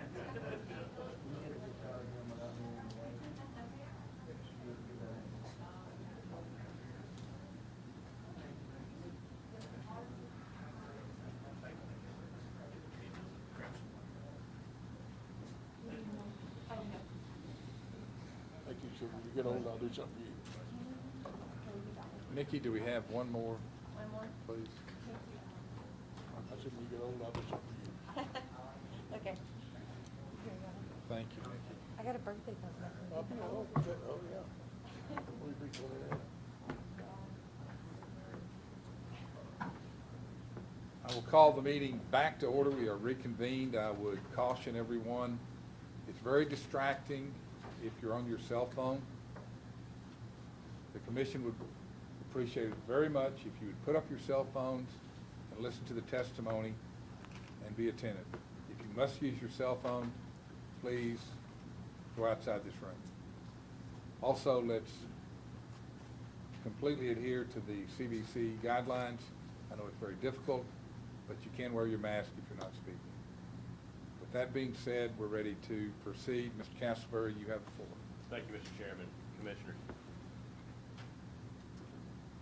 You've heard a lot of argument and been presented with thousands of pages now of documents, but I think it's important to go back to the rules that we looked at the beginning and to define what it is that you're being asked to do. In order to reverse your previous decision, Legends has the burden of proof. Under the APA, Section 213, puts the burden of proof on them to prove to you that Gulfside made misrepresentations to you with the intent to deceive. Make no mistake, Commissioners, what is on trial today, what is before you today, is an allegation that Terry Green lied to you, intentionally lied to you. And I submit to you that the proof falls far short of meeting that very serious allegation. There are 3 bankruptcies, and to be clear, among all the things that are thrown against the wall, the bankruptcies are the center of what this commission is being asked to review. Commissioner Landers asked a question about bankruptcies. Mr. Green answered it, and I believe that's why we're here today. And I'd like to talk about those bankruptcies and why, in my view, Mr. Green's answer was not false, and to the extent it was in any way conflicting with the facts, it was not intentionally so, and was not intended to deceive this commission. So, the Carter Green Red bankruptcy in 1989. That involved the ship that would take cruises, day cruises to international waters, and would conduct casino gaming. That entity filed bankruptcy, and Mr. Hugh Keating represented that entity in the bankruptcy. The reason I bring up Mr. Keating's name, and I think this is critically important, is because on April 14th of this year, in response to a letter that was sent to this commission by Mr. Thomas Aiken, I emailed the executive director, counsel for this commission, and each of you individually with a letter from Mr. Keating which explained that bankruptcy. He represented Carter Green Red in that bankruptcy, and he told you in that letter that yes, that entity did have to file bankruptcy, that Judge Gaines, a bankruptcy judge in the Southern District of Mississippi, presided over that bankruptcy, and that Judge Gaines commented that it was the most successful implementation of a Chapter 11 he had ever presided over, and that all the creditors got back 100 cents on the dollar. So I would submit to you that there is no way to prove that we in any way attempted to deceive this commission when we sent you a letter over 2 months prior to the interview that described that bankruptcy. We weren't trying to hide it. We explained it. And I've included that letter as Exhibit 1 in the materials that I've provided to you. Importantly, the Carter Green Red bankruptcy, which incidentally, importantly, is the only bankruptcy in which Mr. Green or Mr. Carter owned an interest in the debtor. And I apologize for the use of the legal terms. Debtor and creditor it can get very confusing talking about bankruptcies, and I will try to keep it in layman's terms as much as possible for me, if nothing else, to make sure I don't get these backwards as well. The debtor is the one that files bankruptcy. The debtor is the one that owes money and is trying to avoid debts. The creditor is the one that's owed money, and the creditor is the one who's been participating in the bankruptcy to the extent they're trying to get paid money that was owed to them. So importantly, Carter Green Red is the only bankruptcy of the three that are really, there's four, but Patrician and Gulfside were partners. There's really three. Carter Green Red is the only one in which Mr. Green and Mr. Carter owned an interest in the debtor. They owned a combined 10% interest in that company, 5% each. After Carter Green Red filed bankruptcy, moved to Galveston. In Galveston, they were going to operate the same type of gambling operation. They would go out into international water, 12 miles offshore, gamble, come back. Importantly, Mr. Green and Mr. Carter spoke with, confirmed with, Customs and Immigration. Those are the two federal agencies that oversaw this, and confirmed that this was not going to be a problem. There had recently been a law passed in Texas that also opened the door for this. It allowed these slot machines to be put on boats so long as they were cordoned off until the boat got into international water. So this was cleared in advance. That operation was making money and was very successful for approximately a year until the U.S. Attorney for the Southern District of Texas took the position that his interpretation of the Gambling Ship Act would make this operation illegal. And he sent them a letter and said, cease and desist or we will prosecute you. Upon which they ceased and desisted. That's the right way to say that word in the past tense. They stopped. They didn't want to fight with the federal government. But that obviously caused a huge problem because the entire business operation was premised upon gambling, going 12 miles offshore to gamble and come back. I think, and I included in the information, one of the most fascinating orders that I've ever seen, and I've seen a lot of them. It is in Exhibit 3. It's Exhibit B to Exhibit 3. When they first received this letter from the U.S. Attorney, Terry and Rick said, that can't be right. I mean, the government, they told us we could do this. They have to honor their word and do what they told us. They can't just shut us down after we've invested millions of dollars when they told us this was okay. So they filed a civil lawsuit against the U.S. Attorney General, which, as all things seem to come around, is the same Attorney General we have today, from 1991. In this order, a federal district judge had to dismiss their complaint. He said, I don't think I can rule on this. They want to charge you criminally, they can.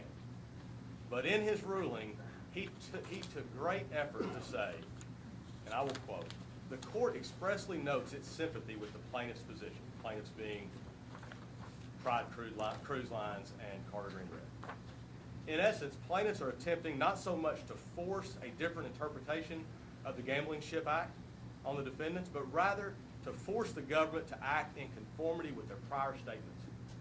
While the court concedes that the government has the right to change its prosecutorial mind, it is patently mindful of the manifest inequity of allowing a citizen to invest large sums of money in reliance on the government's assertions that its proposed activities are lawful. And then, once such investment is made, to have such activities unilaterally declared unlawful and to face the imposition of criminal sanctions. Such activities do not foster reliance in the rule of law or confidence in government, and regrettably show the baser side of federal regulation of economic activity. A federal district judge observed the very thing that I just attempted to explain to the commission, that Pride Cruise Lines acted in reliance upon representations that this activity would be fine. The government pulled the rug out from under them and effectively terminated their business, which led to the bankruptcy. I think it's important to note Pride Cruise Lines was owned 100% by Cy-Red at the time it filed bankruptcy. When it was started, Terry and Rick owned an interest. Cy, after Operation shut down, had to put money in, which diluted Terry and Rick's interest, and ultimately Terry and Rick had no interest whatsoever. Cy-Red was in complete control of that entity. He filed the bankruptcy. So, after Pride Cruise Lines files bankruptcy, Terry and Rick go and find an investor to buy the boat. This does a couple of things. First, it gets the boat back in operation. Two, it provides money to pay creditors for Pride Cruise Lines. When they buy the boat, that's money that can be used to pay creditors. They take the boat back to Mississippi. Gulfside Casino, Inc. is formed. Again, Terry and Rick have a small minority interest. It is alleged in a lawsuit that Terry and Rick could not obtain licensing. That's an allegation. Allegations are not facts. Allegations are not findings. It's simply an allegation. We have provided in Exhibit 4 a letter from the Mississippi Gaming Commission which states that Terry and Rick have both been licensed since 1996 and that they have never had their suitability denied, revoked, suspended by the Mississippi Gaming Commission. So any insinuation that they couldn't get a license is nothing more than that, just an insinuation. The proof is we have a letter from the Deputy Director of the Mississippi Gaming Commission that they've never had an application for suitability denied.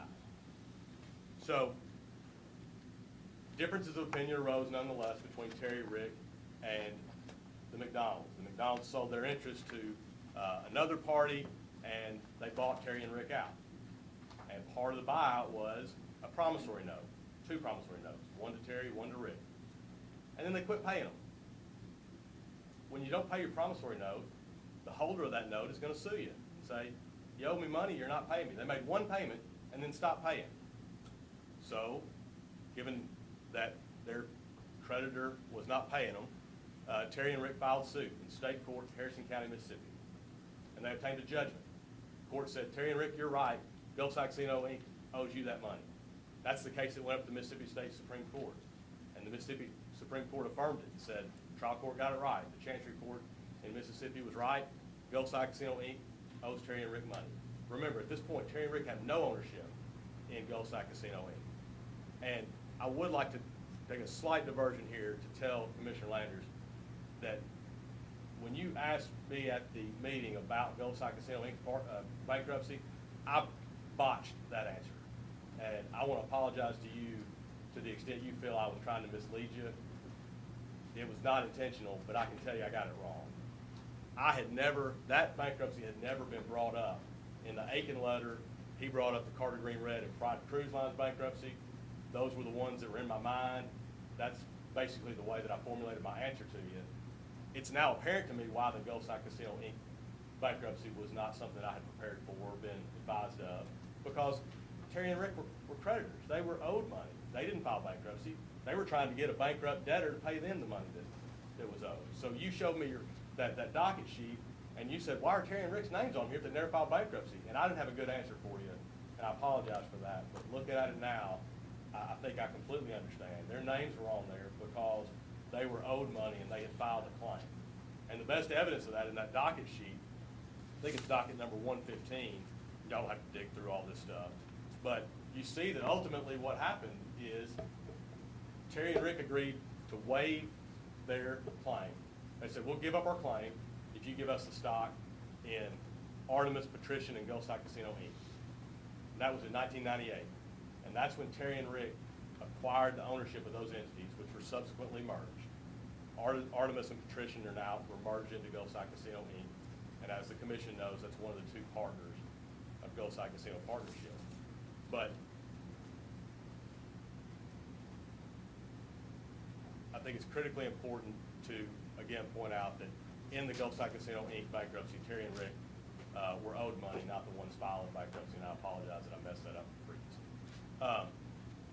I also think it's really important to note that Gulfside Casino, Inc., and I think this timeline is very helpful, that bankruptcy ended in late 1998. And if you look at the docket sheet, that settlement agreement that I just mentioned to you was entered, I believe, in December of 1998. That's the first time in the corporate history where Terry and Rick had control of an entity. And that entity was not doing well, filed bankruptcy because it couldn't pay its creditors, couldn't pay Terry and Rick. Terry and Rick took it over in 1998, and it has done nothing but succeed. It has done nothing but continue to grow and be profitable, and it went from the smallest casino in Mississippi to today has the largest gaming floor of any casino in Mississippi. So I submit to you that the Gulfside Casino, Inc. story is a success story. It's not a story of failure, at least on Terry and Rick's part. Maybe it's a failure of the previous management, but not with respect to Terry and Rick. The documents show clearly that Terry and Rick were bought out of Gulfside Casino, Inc. on August 27th of 1993. There have been documents produced to you to show that in 1999, Gulfside Casino, Inc. had to pay a fine to FinCEN for alleged money laundering. That document's in the information that was produced to you, and it specifically states in the document that the alleged violations of FinCEN were from September of 93 to December of 94. The dates are spelled out in there. There's no room for wiggle on this. And we know, based upon the other documents in the record, that Terry and Rick sold out their interest in Gulfside Casino, Inc. in August of 93. So the alleged violations of FinCEN clearly happened at a time when Terry and Rick had no ownership in it. They had a promissory note. It owed them money. They weren't involved in the operation of it. They were supposed to be paid just like, we pay our bank our mortgage payments. When Terry and Rick acquired the company through the bankruptcy, that claim was still out there. FinCEN was still prosecuting that claim against Gulfside, and rather than fight it, Terry and Rick took care of it. They paid it off. They went to whoever you negotiate with on behalf of FinCEN and said, what do we got to pay y'all to get, we just got this business. This is a liability of the business we bought. What do we got to pay y'all to get this taken care of? And they took care of it. There was a settlement agreement reached. That's in the record that's been provided to you as well. So this is a case of Terry and Rick paying off a debt of a company that they acquired through a bankruptcy because the company wouldn't pay them what they owed them. So I submit to you, it's not evidence whatsoever of any uncreditworthiness on behalf of Terry and Rick. And I think it's honestly quite the opposite.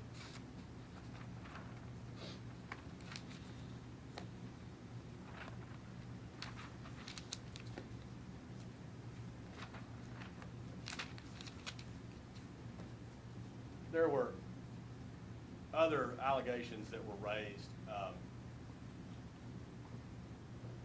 I saw these, I guess I shouldn't say for the first time today. I saw them about 1:30 yesterday for the first time. A video was played where Terry was speaking with some reporters, it looks like in Houston, and said, we offered him more money, and that's how we got the contract. And somehow that I'm not sure is a bad thing. I'm not sure why I thought that's kind of how these things work. I can't help but note the irony that my competitors offered Polk County $40 million and got a letter of support. So you get things for money, and that's the way that these things, it appears to me, seem to work, as long as you go through the correct channels. There are also a lot of criticisms levied at Mr. Green for his presentation to y'all June 18th. I guess the theory is that you can, Mr. Green can just go in and tell you whatever he wants and then not do it. Well, first of all, that's not right. If he doesn't do it, y'all can revoke his license. It's not like you have no recourse. If he says he's gonna do something and he doesn't do it, you can hold him accountable. You have that power. But the numbers that were provided to y'all were not numbers pulled out of the air. We provided an application that included 3 phases. We then told you at that interview that we were planning to do all 3 phases at once. And when you add up all 3 phases, you get the numbers that we proposed. You know, I do have some criticism of Mr. Fox with his report because he didn't recognize that. Even though he was at the interview, he didn't take into account that we said we're gonna do all 3 phases at once. He just looked at our initial phase.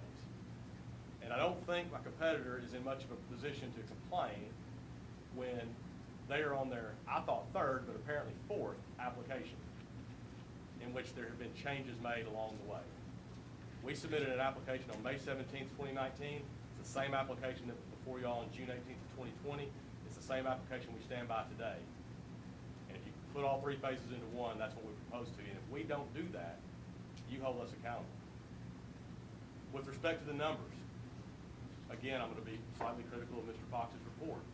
He doesn't talk at all about revenue. From our perspective,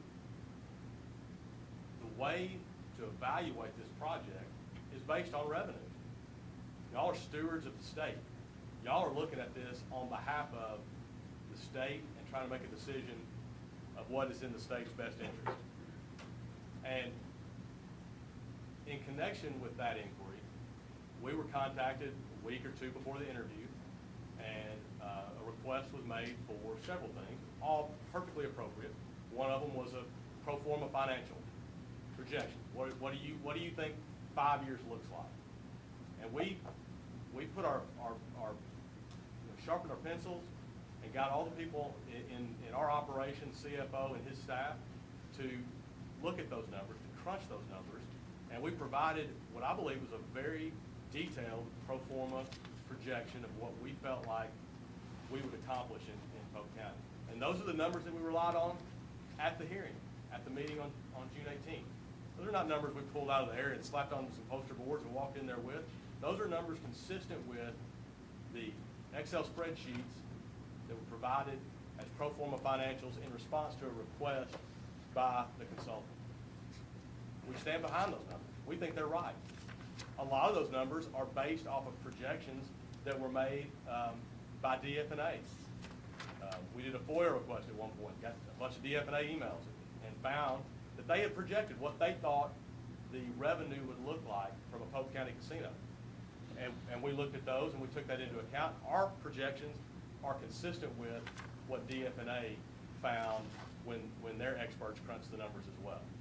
So to the extent it's being alleged that we just made stuff up to convince you to give us the license, I would submit to you that's false, and that the numbers that we provided were consistent with the numbers that we had previously provided in response to your inquiries.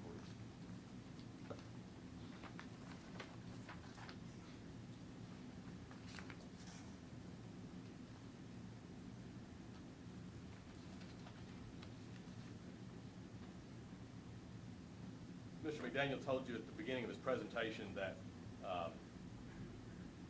they carry the burden of proof, and they do. They have to prove that Gulfside Casino Partnership made misrepresentations to you with the intent to deceive, that we lied to you to try to deceive you. I submit to you that the record before you, testimony that has been presented to you in the various meetings, does not support that contention. To the extent I did a bad job of answering Commissioner Lander's question, yeah, I did. But you know what? I answered that question in a way that was worse for Gulfside, not better. Truth was, Gulfside was Terry and Rick were creditors in that bankruptcy. I told you they were 5% owners of the debtor. I got it wrong. But I got it wrong in a way that was worse for us, not better. They have a burden of proving that. I take some issue with the legal conclusion of my colleague. I think they have the burden of proving their case by preponderance of evidence. I think that to show more likely than not that we have made misrepresentations to you with the intent to deceive. Now, if this commission's decision is taken up to a circuit court, this commission's decision will be reviewed on substantial evidence. You get a lot of deference. Courts say routinely that we're going to defer to administrative agencies because y'all have expertise that courts don't. And so on matters such as these, you get a lot of deference when it goes to circuit court. But in reversing what you've done previously, y'all have already made a decision on this, and they have to convince you to change. The burden is on Legends. I would agree with Mr. McDaniel that there is nothing, he's not asking you to change your scores. It would be inappropriate to change your scores at this time. The scores are the scores. We have gone through a lot of rigmarole in arriving at the scores that we have now, but they still stand with Gulfside receiving more points than Legends. I would submit to you there's no reason to deviate from the decision that you made on June 18th. I think you got it right. I don't think there is any basis from which you can find that Terry Green or anyone on behalf of the Gulfside Casino Partnership made any material misrepresentation with you with the intent to deceive. I believe I've responded, at least to the best of my ability, to the allegations that have been levied against us, but I'm happy to answer any questions this commission may have to address in any other issues that you can think of. Thank you, Mr. Castleberry. Questions or comments for Mr. Castleberry or Mr. Green? Mr. Hunter? Yes, I asked Mr. McDaniel about his conversation with McDonald's, and I would just like to give you a chance to respond to your relationship with them or how what that was. Yes, the McDonald family, I was on a cruise in Galveston probably maybe 4 or 5 months before we quit operating down there, and a gentleman came up to me, was introduced, and said that I wanted to meet the owner, or one of the owners, or one of the representatives of the cruise company. And I said, well, I'm Terry Green, I'm working the ship tonight, and I'm a minority stockholder. And he said, well, look, he said, I think you're doing a great thing here. He says, if you ever need a partner or anything, he said, I was the founder of Princess Cruise Lines. He said, if you would ever need a partner or anything, or I could come into a venture like this, I really think you're doing a pretty good job here. It's very interesting to me, and I guess because of the ship background and everything.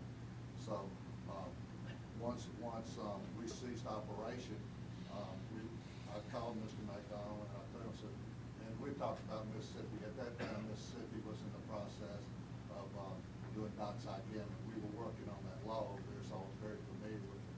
So I explained all this to Mr. McDonald.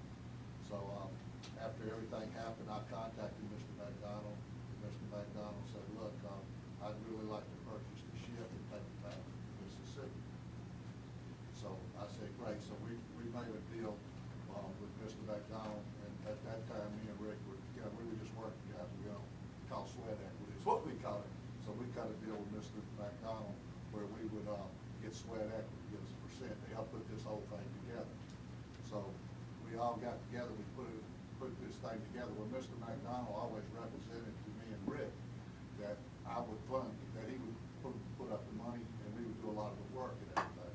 So we signed the deal. We bought the ship out of bankruptcy, paid off a lot of creditors with that, and we took the ship back to Mississippi. Well, once we got back to Mississippi, Mr. McDonald, what he did is he took, which he owned like 90% of the stock, somewhere around there, I can't remember the exact numbers. He took his stock and he went to a company called Sam Reeves, unbeknown to me and Rick, and he sold off a big part of his equity to, it was the Sands Regency, a guy named Pete Claudianis. So when he sold a big part of his equity off to Mr. Claudianis, it kind of upset me and Rick, was saying, hey, you're supposed to put up the money, it's supposed to be us three. Now we have a partner in this deal that owns a big percent and has a lot of say-so, and we don't even know this guy. So that's kind of how we started getting a little sideways with them. So what happened was when we went and applied for our license, you have to find suitability there. So what happened on the suitability is that when we all applied, they called us up and said, look, Rick and Terry is going to take a little longer to find their suitability because they were involved in international gaming, which we were. So we said, okay, great. Well, the McDonald's at that time took a big offense to say, well, no, we gotta get open, you know, you gotta get open right away. There was a big push to get open real fast. And me and Rick said, look, we have to be found suitable. We've done nothing wrong. We're willing, you know, just give us 2 or 3 weeks and let us get our license. Well, they said, no, we gotta open up now. So what they tried to do is just push us out. And we went back to them and said, look, we're minority stockholders in this thing. You can't just push us out, you know, because it was gonna take longer for us to get a license. So then what they did is they said, okay, we want to buy you out. Because at first they just wanted to push us out. So then we agreed to a price. And they gave us a note and they bought us out. So we left the company. And then what the McDonald's did, then they turned around, as soon as they bought us out on the note, they sold the company, the balance of their shares to Sands Regency and made a bunch of money. So they did real good on this deal. But, so what we did is that we were left holding 2 notes, and the Sands Regency, the guy would not pay us. He was going to starve us out. That's what he thought he could do. So we fought him in court for, you know, 2 or 3 years, and that's where you see a lot of these legal fights. And then eventually what happened was, the guy that was running Sands Regency, he ran it in the ground, and it was about to go broke, and me and Rick won the lawsuit, so we were gone. So they basically gave us back the company. We gave him a note for, I think, $7 or $8 million, and me and Rick took the company over, and that's the first time me and Rick ever controlled or ran the company. And we paid him off within 2 years, and his note, and we owned the whole company from there. It's been uphill. A great success story. Thank you. I hope I explained that. You did. More questions, more comments for Mr. Castleberry or Mr. Green?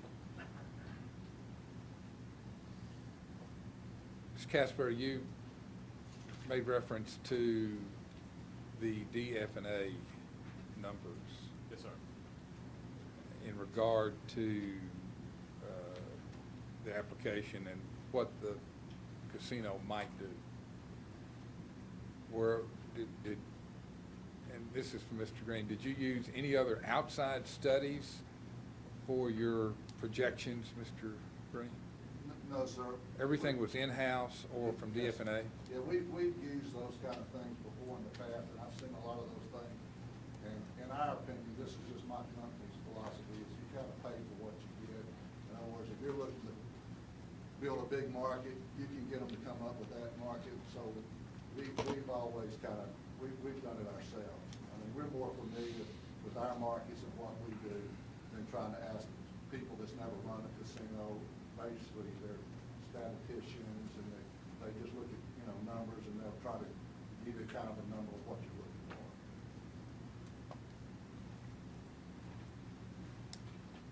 But to answer your question, we do all our own numbers. I mean, just like this particular deal, I mean, you have I-40 sitting there with approximately 35,000 cars a day. That's a big plus for you right there. You have, I think it's $3 million to spend on entertainment within an hours and a half drive from there. That's a huge number.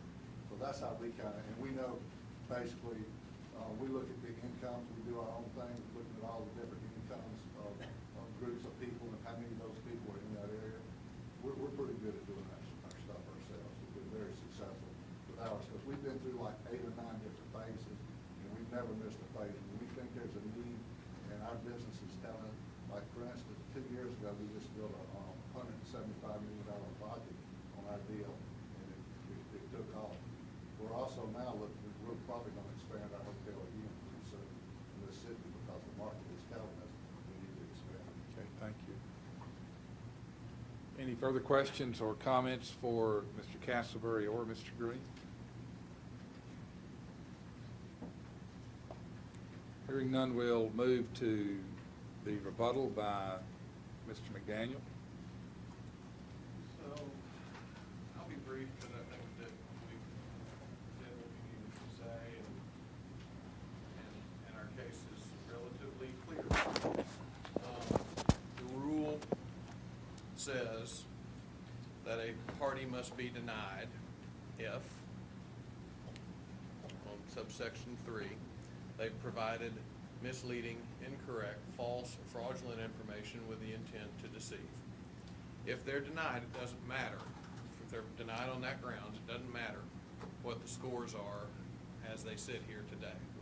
Do I wish that I had a higher score than he does as we sit here? Of course. But the whole point is, we presented our application as our application stated, and they didn't.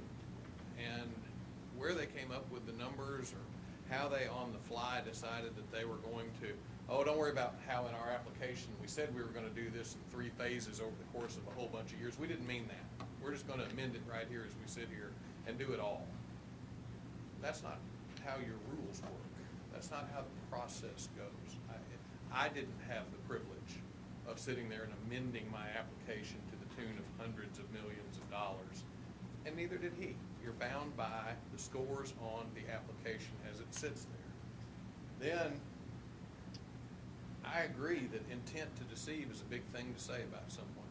It's not gentlemanly, and I don't like it.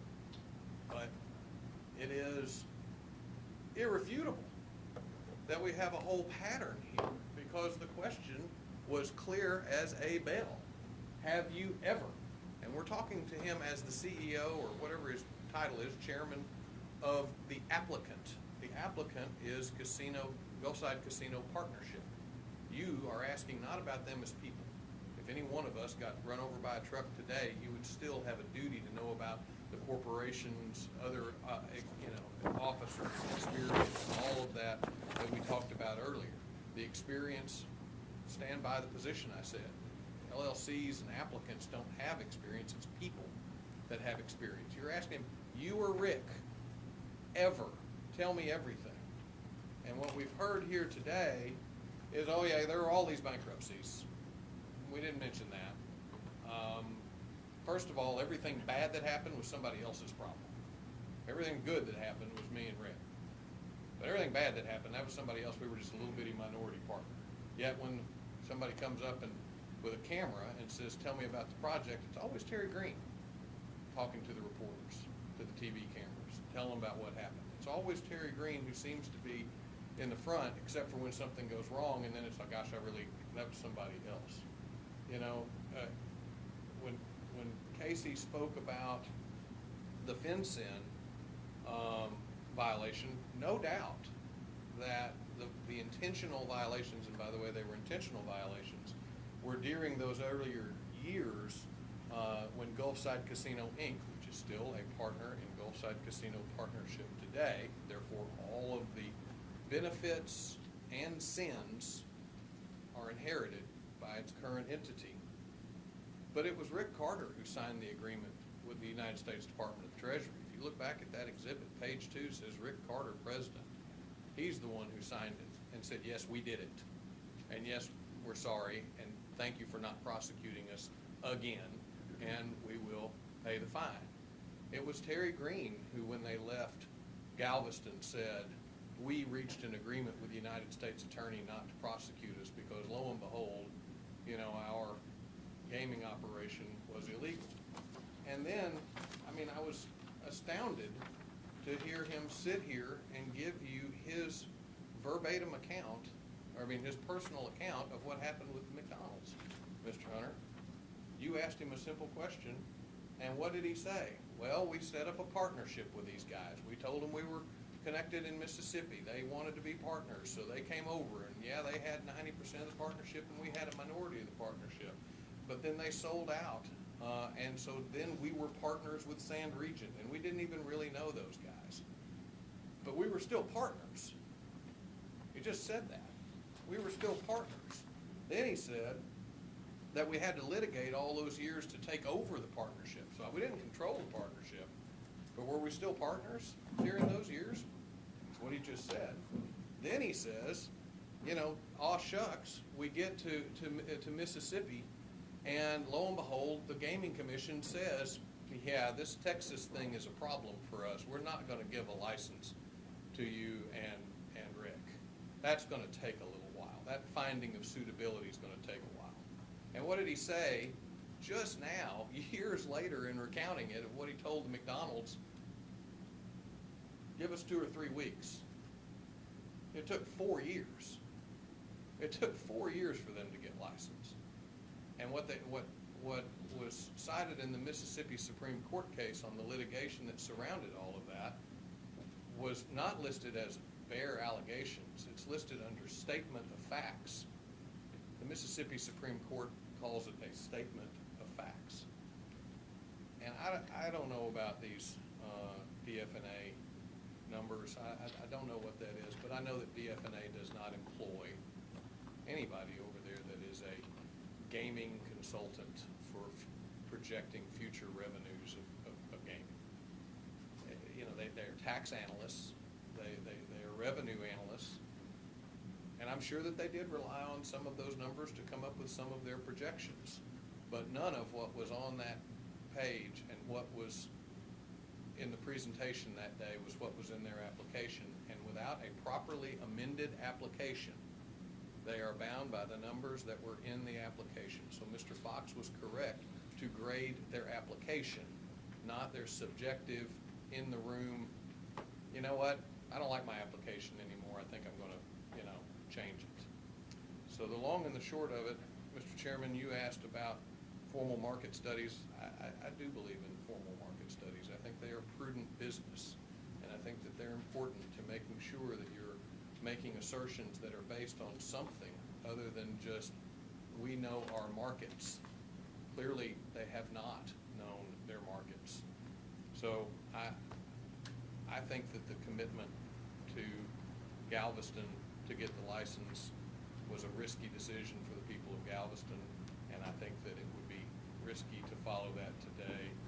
And the long and the short of it is, we've given you the answer to the question that was asked. Have you ever filed bankruptcy? And then a second time, no, I never. But he was there on behalf of an applicant, and that applicant, in its history, has 5,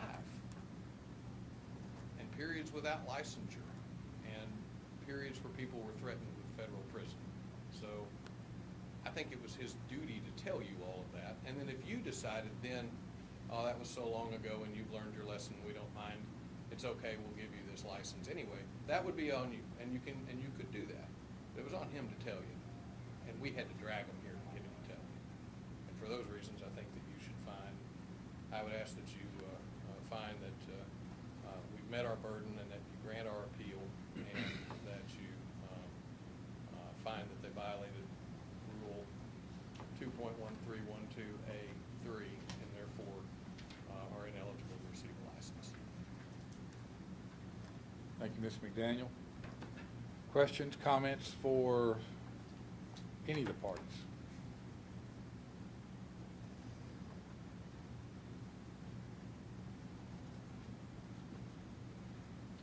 Hearing none, at this time, I'm going to ask Mr. Brian Bowen of the Attorney General's office to give us another update on the litigation and the options that are before the commission. There is no doubt in my mind that the decision that you all decide today will end up back in circuit court and most likely ultimately at the Supreme Court. I will start by clarifying, I think, what our position is, and I think it's probably a hybrid of the two councils that have presented what the burden is. Legends has the burden of convincing you all that both sides misrepresented to you with the intent to deceive. On review, the circuit court will review your determination to see if there was substantial evidence for you all to make the determinations that you did today. That being said, I will start probably with the most contentious item that you have, that both parties have said area, which is rescoring. You all, in our opinion, do have the ability to rescore with the 5 of you. Our position is that Amendment 100 would allow you to do that. Your rules, however, are silent on that issue. You have the general and inherent authority to issue a license in a fair and impartial manner.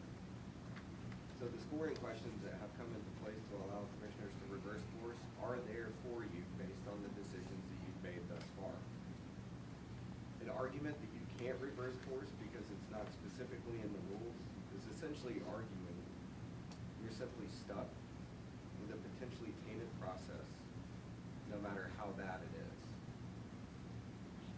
You also have the option that we discussed at the last meeting of third-party scoring and independent scoring. If you do that, however, we will have to go through a rule change. And I want to be very clear on that. If you choose a third-party scoring mechanism, meaning someone other than yourself scores, we will have to go through the rulemaking process. The other options that you have today have been presented before you and agreed upon motions, and I would like to say thank you to council for both parties. We have spent several hours working together to try and come to agreements to make the process smoother today. And although it was contentious at times, I do appreciate them working very well together and with our office. You can deny Legend's motion or request that Gulfside has misled you or misrepresented with the intent to deceive. In the event that you find that, Gulfside is the presumptive high scorer still and will be issued the license based on your findings. If you all find that Gulfside has misled, misrepresented, provided incorrect, false, or fraudulent information with the intent to deceive, you would sustain Legend's appeal. At that point, you would recall their denial letter and issue a license to Legends subsequently. Which would trigger a denial for the Gaspari. And I should note, and I'd like you to address this in the event that you are denied today, you have agreed to make part of your denial the record of the arguments that you made today. So, If you were to choose the final option, then we would have, under the rules, 15 days to request an appeal of our denial and be back here to this, and this record would be approved. do you have any questions?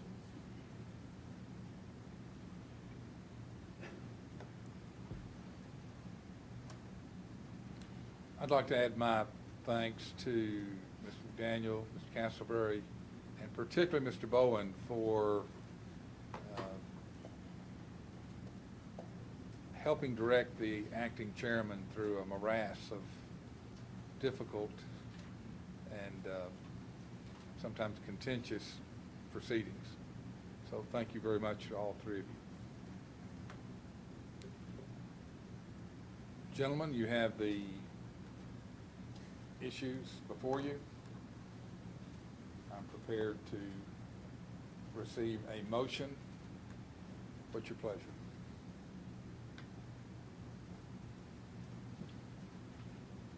I would, this is Commissioner Hunter, I would just like to say, as the chairman said, I appreciate both arguments, understand a lot of what has been said from each side and weigh that very heavy. But at this time, I just don't believe that the burden of proof has been met for misrepresentation with the intent to deceive. I don't think that burden has been met. And with that, I move that we deny the appeal of Legends Resort Casino LLC and issue the Polk County Casino license to Gulfside Casino Partnership. Motion has been made. Do we have a second? I'll second the motion. Second by Mr. Post. Any further discussion? All in favor of the motion say aye. Aye. Those opposed? No? No. If my vote total is correct, it would be 4-1 in favor of,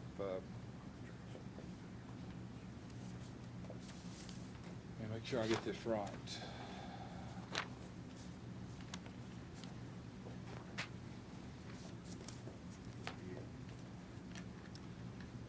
The motion is that we deny the appeal of Legends Resort and Casino LLC and issue the Polk County Casino license to Gulfside Casino Partnership. Is that correct, Mr. Bowen? That's correct.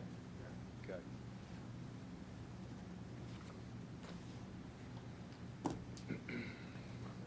Mr. Chairman, I address Mr. Bowen. Of course. Thank you, Mr. Chair. I think that there are probably a couple of adjudications that we probably need to get cleared up just for the record. And I don't know how you, if maybe we should recess and write a few of them out and get them done. But I think that we probably would have to do them today on scoring and just so that we're clear on what was in fact adjudicated. We would defer to you and Mr. Gasparri on how most effectively to do that, I think. We could have a short recess, 10-minute recess. We will have a short 10-minute recess. We will reconvene at 11:43.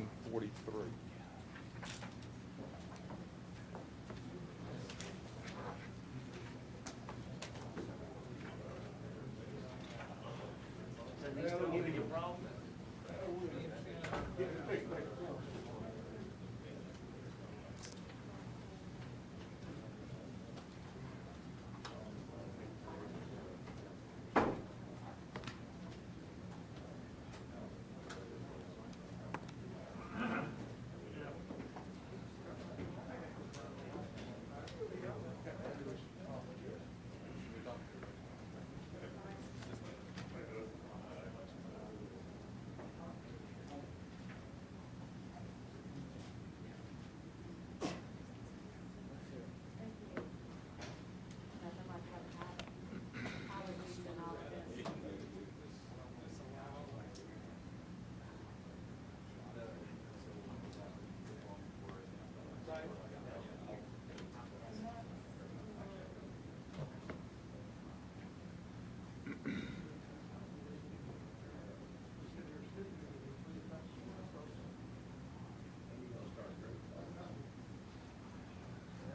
Condensate line needs more work, I think. I might get offended if I climbed up there and knocked on it.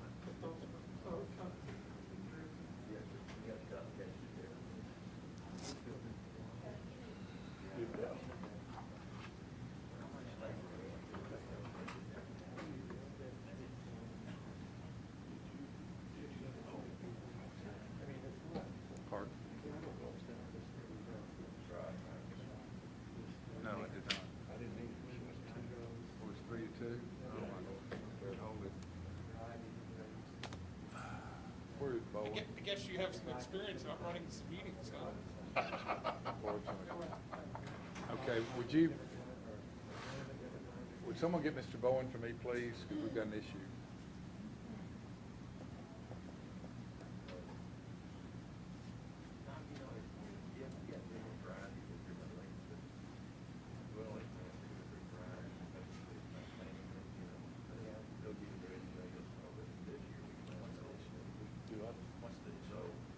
Issue?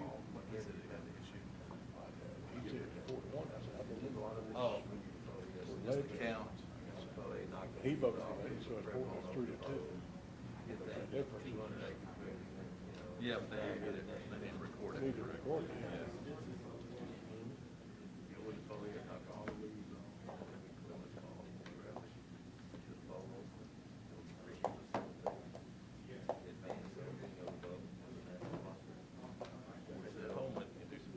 Do what? We can take that home with us and do some good reading. Yeah.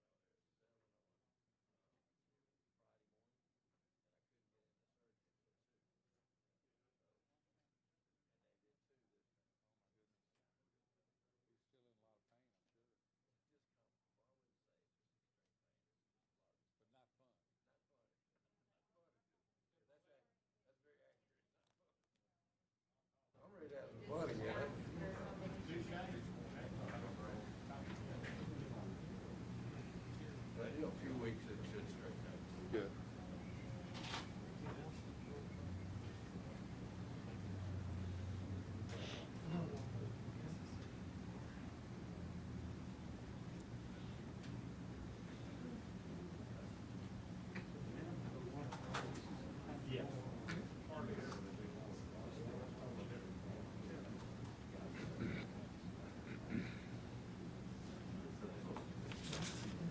Okay, we're just a couple of minutes away from reconvening. If everyone would begin to take their seats, please.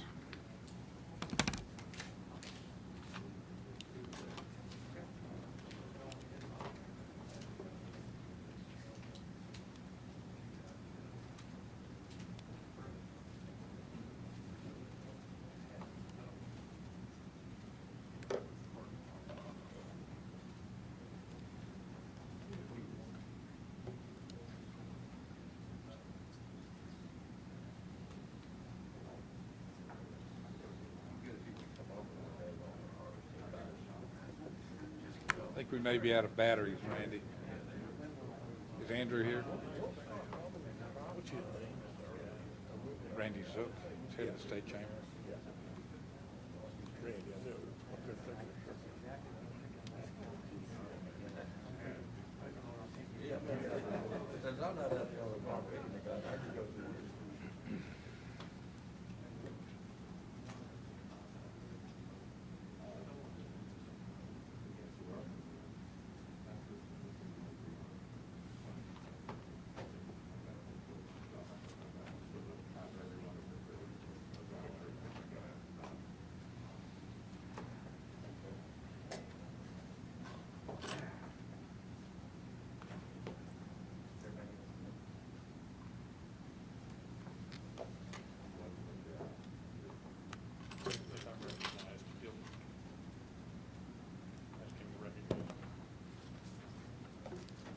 Andrew, I think we may be, I don't see a green light. Where's the battery I'm gonna blame it on the lawyers. Always the lawyer's fault.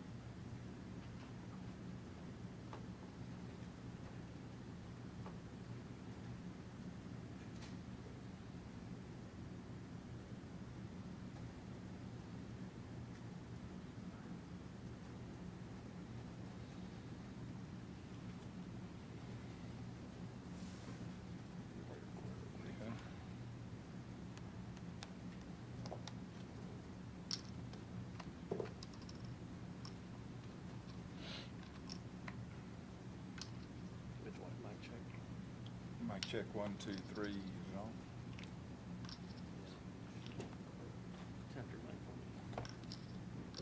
Yeah, it's on. We are reconvened, and we need to correct the vote that was taken. The vote was 3-2.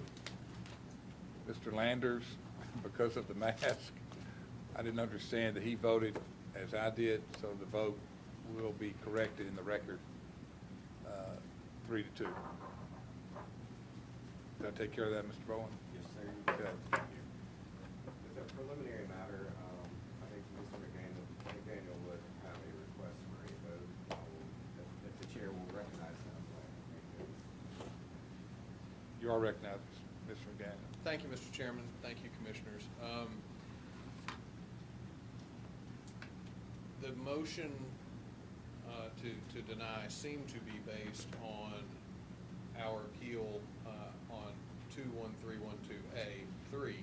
However, there were other grounds in the appeal, including scoring being arbitrary and capricious and improper and not adequate notice, et cetera. And so what we had said is one of the options being to reconvene the review panel and rescore now that you have the benefit of the Fox report and all of this additional evidence and whatnot. It would not have been necessary had you made a finding of intent to deceive, but it still remains as an option that at least we would need a vote one way or the other on. If you want to do that, then we need to take that step, obviously, and if you don't want to do that, then it's clear in the record. But we would simply ask that you be clear in the record with a motion and vote on whether you do or do not reconvene the whether or not you reconvene. It's just the five of you. Whether or not you engage in an effort of rescoring before issuing the license.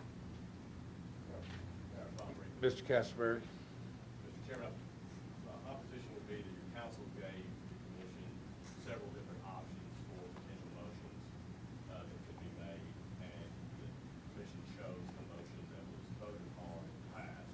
I don't think it's necessary to have another motion and then have it voted up or down as to a different path that it's not the one the commission's already chosen to take.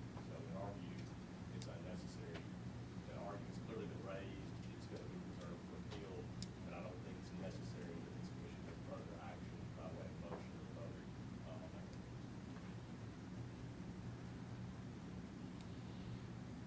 One of the things I thought through this week were a number of issues that would affect my decision. And one of those issues was the Fox report. That this commission was not, we didn't have that Fox report in its entirety and its conclusions before we made that vote. But that's not the only issue we had. We had the issue of that both counselors have brought up. Was there misrepresentation? Was there an intent to deceive? Was Legends qualified? Were they a qualified applicant? So, in my mind, I have pulled all of those together to try to form an opinion. And I think it's incumbent upon this commission to consider all of the factors in this case. Now, with that being said, Mr. Bowen, our counsel, has told us we do have the option of revoting. We can do that. And in my own mind, I want to get this right. I want the Arkansas Racing Commission to preserve its integrity on getting this right. And I'm not tilted towards a decision on whether you want to revote or not as commissioners. That's strictly up to you guys. But I do want to get this right. And we all know this is going to go beyond us. What we do here today is going to be reviewed and acted upon by the courts. And it'll take a long time, I'm sure. The lawyers, I mean, they could tell you. If this goes as far as I think it could, it might take a couple of years. Who knows? But my concern is the integrity of this commission, and I want to make sure we get it right. So I hope everyone will keep that in mind. This is the commission of my mentor, Cecil Alexander, and I pledged to him when I got on this commission that I would uphold the highest standards, and I intend to do that. Uphold the standards of Alex Lieblom, the chairman, who's done a great job of directing us, and we thank him for his leadership. So, at this time, I'm going to open it up. If you want to talk about the rescoring, you're certainly entitled to. If you don't want to rescore it, that's your decision. But I want the commission to get this correct for the state of Arkansas. We owe it to the citizens of this state to get this correct. This is a momentous decision. And I know no one in this commission has taken it lightly. I'm proud to serve with all of y'all. But we must get this correct. So I'll open it up. Mr. Landers. Mr. Landers? Thank you, Mr. Chairman. The question, we paid someone $150,000 to tell us who the best applicant was. That's a lot of money. And we didn't really get a fair shake with that guy being at that 18th vote. You know what I mean? He just wasn't there. And, but in his findings here, in his conclusion, he says on all four, I was trying to find it to read it back to you, but all four findings, CMB was the one that he suggested. Now, I've never tried to do a casino or don't know how to, wouldn't know how to decide if a casino was so qualified as much as somebody that's done it over the years.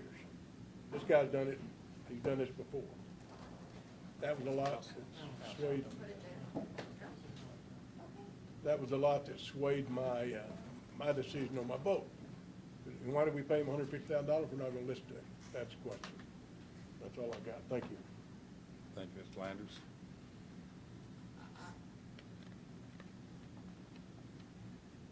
Any other comments, or Mr. Hunter? I think I have a question for Brian. So, I guess I would lean on you for a little guidance here. I hate to put you in this position, but the argument that they had about whether we had the option to rescore, is that any, should we use that in determining whether we should rescore or not? Because we had the option to make that motion or no? You can consider it. I think the discussion that I've had with council was you have been given the opportunity to decide if a motion was to be made on a revote. When we were going through the options, and there was not a motion made for a revote or a rescore at that time. And I think what Mr. McDaniel has asked is to preserve the record on that issue. I believe de facto, by de facto, no motion, you all made the determination to move on to the next argument that Mr. McDaniel raised, which was the misrepresentation or the misinformation, misleading information with intent to deceive argument that he brought to you all. Would it be improper for you to have an up or down vote? No. I think that Mr. McDaniel's request is reasonable. But again, looking at it, you were given an option to make a vote, to make a motion to rescore, and no one made that motion. In addition to that, we have agreed to several objections that have been found or submitted by the parties to be issued, and a findings of fact and conclusions of law to be submitted to you all, and that would be one of the issues I would submit to the parties that have been resolved. Again, I understand Mr. McDaniel's argument on his request for an up or down vote on whether or not you want to rescore, because he did make it part of his appeal. But I would take the position that your non-motion spoke for itself. It would make a clean record if you had a up or down vote on it for the appeal. And I would leave it to your discretion as to whether or not you want to make an up or down vote on restoring.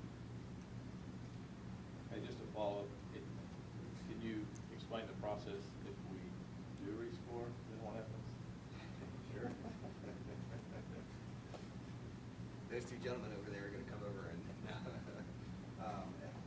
if you do rescore, my suggestion to you would be, it would be based on the same scoring metric and rubric that you have previously scored on, with the addition of having heard the testimony today from both parties and heard from your consultant, and had the opportunity to review his report on who he felt the strongest candidate was. It would be very difficult to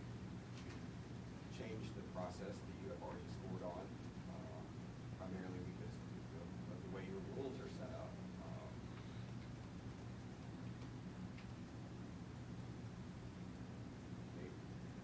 Procedurally, a rescore is not incredibly easy for us to defend, but again, I can defend the decision. The case law is not directly on point.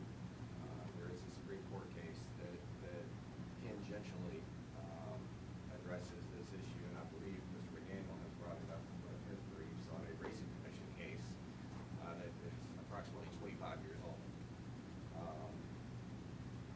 So again, a decision by you all to rescore, if you want to, can be defended. And I think also, very candidly, you have probably made the toughest decision that you had to make today, the vote that you had earlier. So I hope I answered your question. Thank you.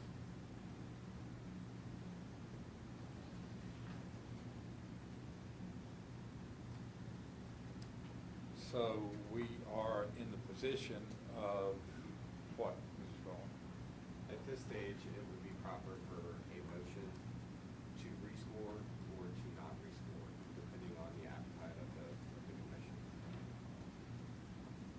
Probably would also be appropriate for that motion to adjourn.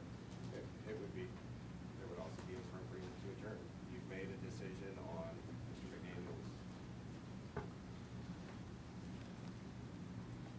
Commissioners, is there a motion, do you want to make a motion on the rescoring issue? To score or not to score?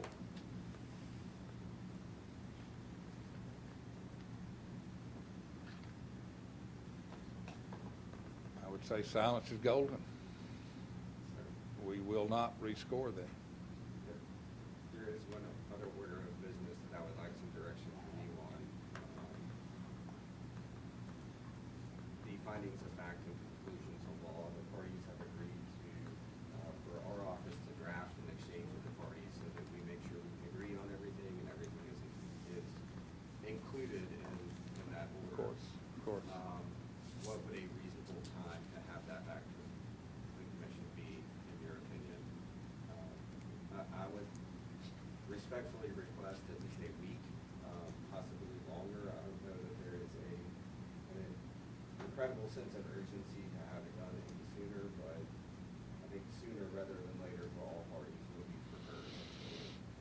I would defer to you, Mr. Casper, Mr. McDaniel. Why don't you all agree to a timetable? I'm assuming we're talking about maybe a minimum of 2 weeks.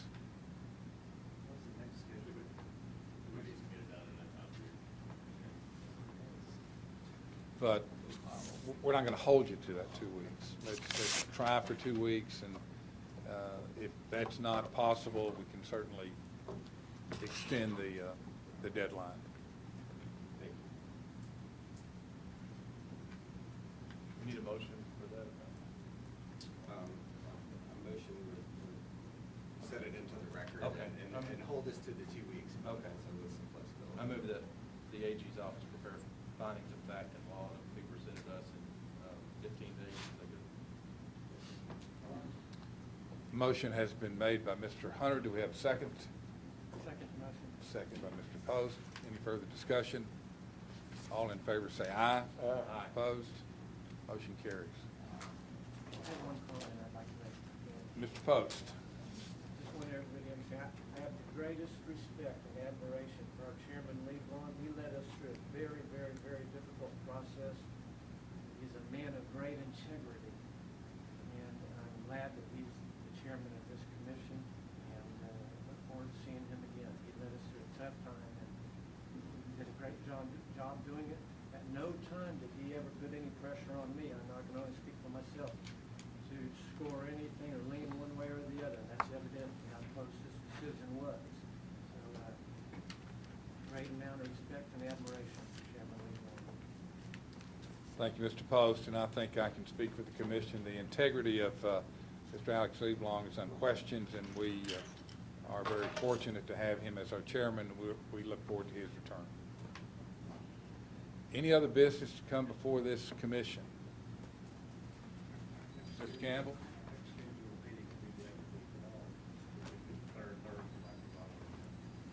Okay, that gives you a target, counselors, August 18th. Any other business? Well, by golly, we allocated 3 hours, and we're going to use up the entire 3 hours. Thank you for your attendance. Thank you for your patience. I want to thank Mr. McDaniel, Mr. Castleberry, Mr. Bowen. I want to thank my fellow commissioners for a job that was complicated, and the chair expresses sincere appreciation. We stand adjourned. Thank you. Great job. Good job, everybody. Good job. It's the 20th, Mark, Correction, the 20th of August. Ms. Castleberry, Mr. McDaniel, the 20th of August. Third Thursday. 2-0.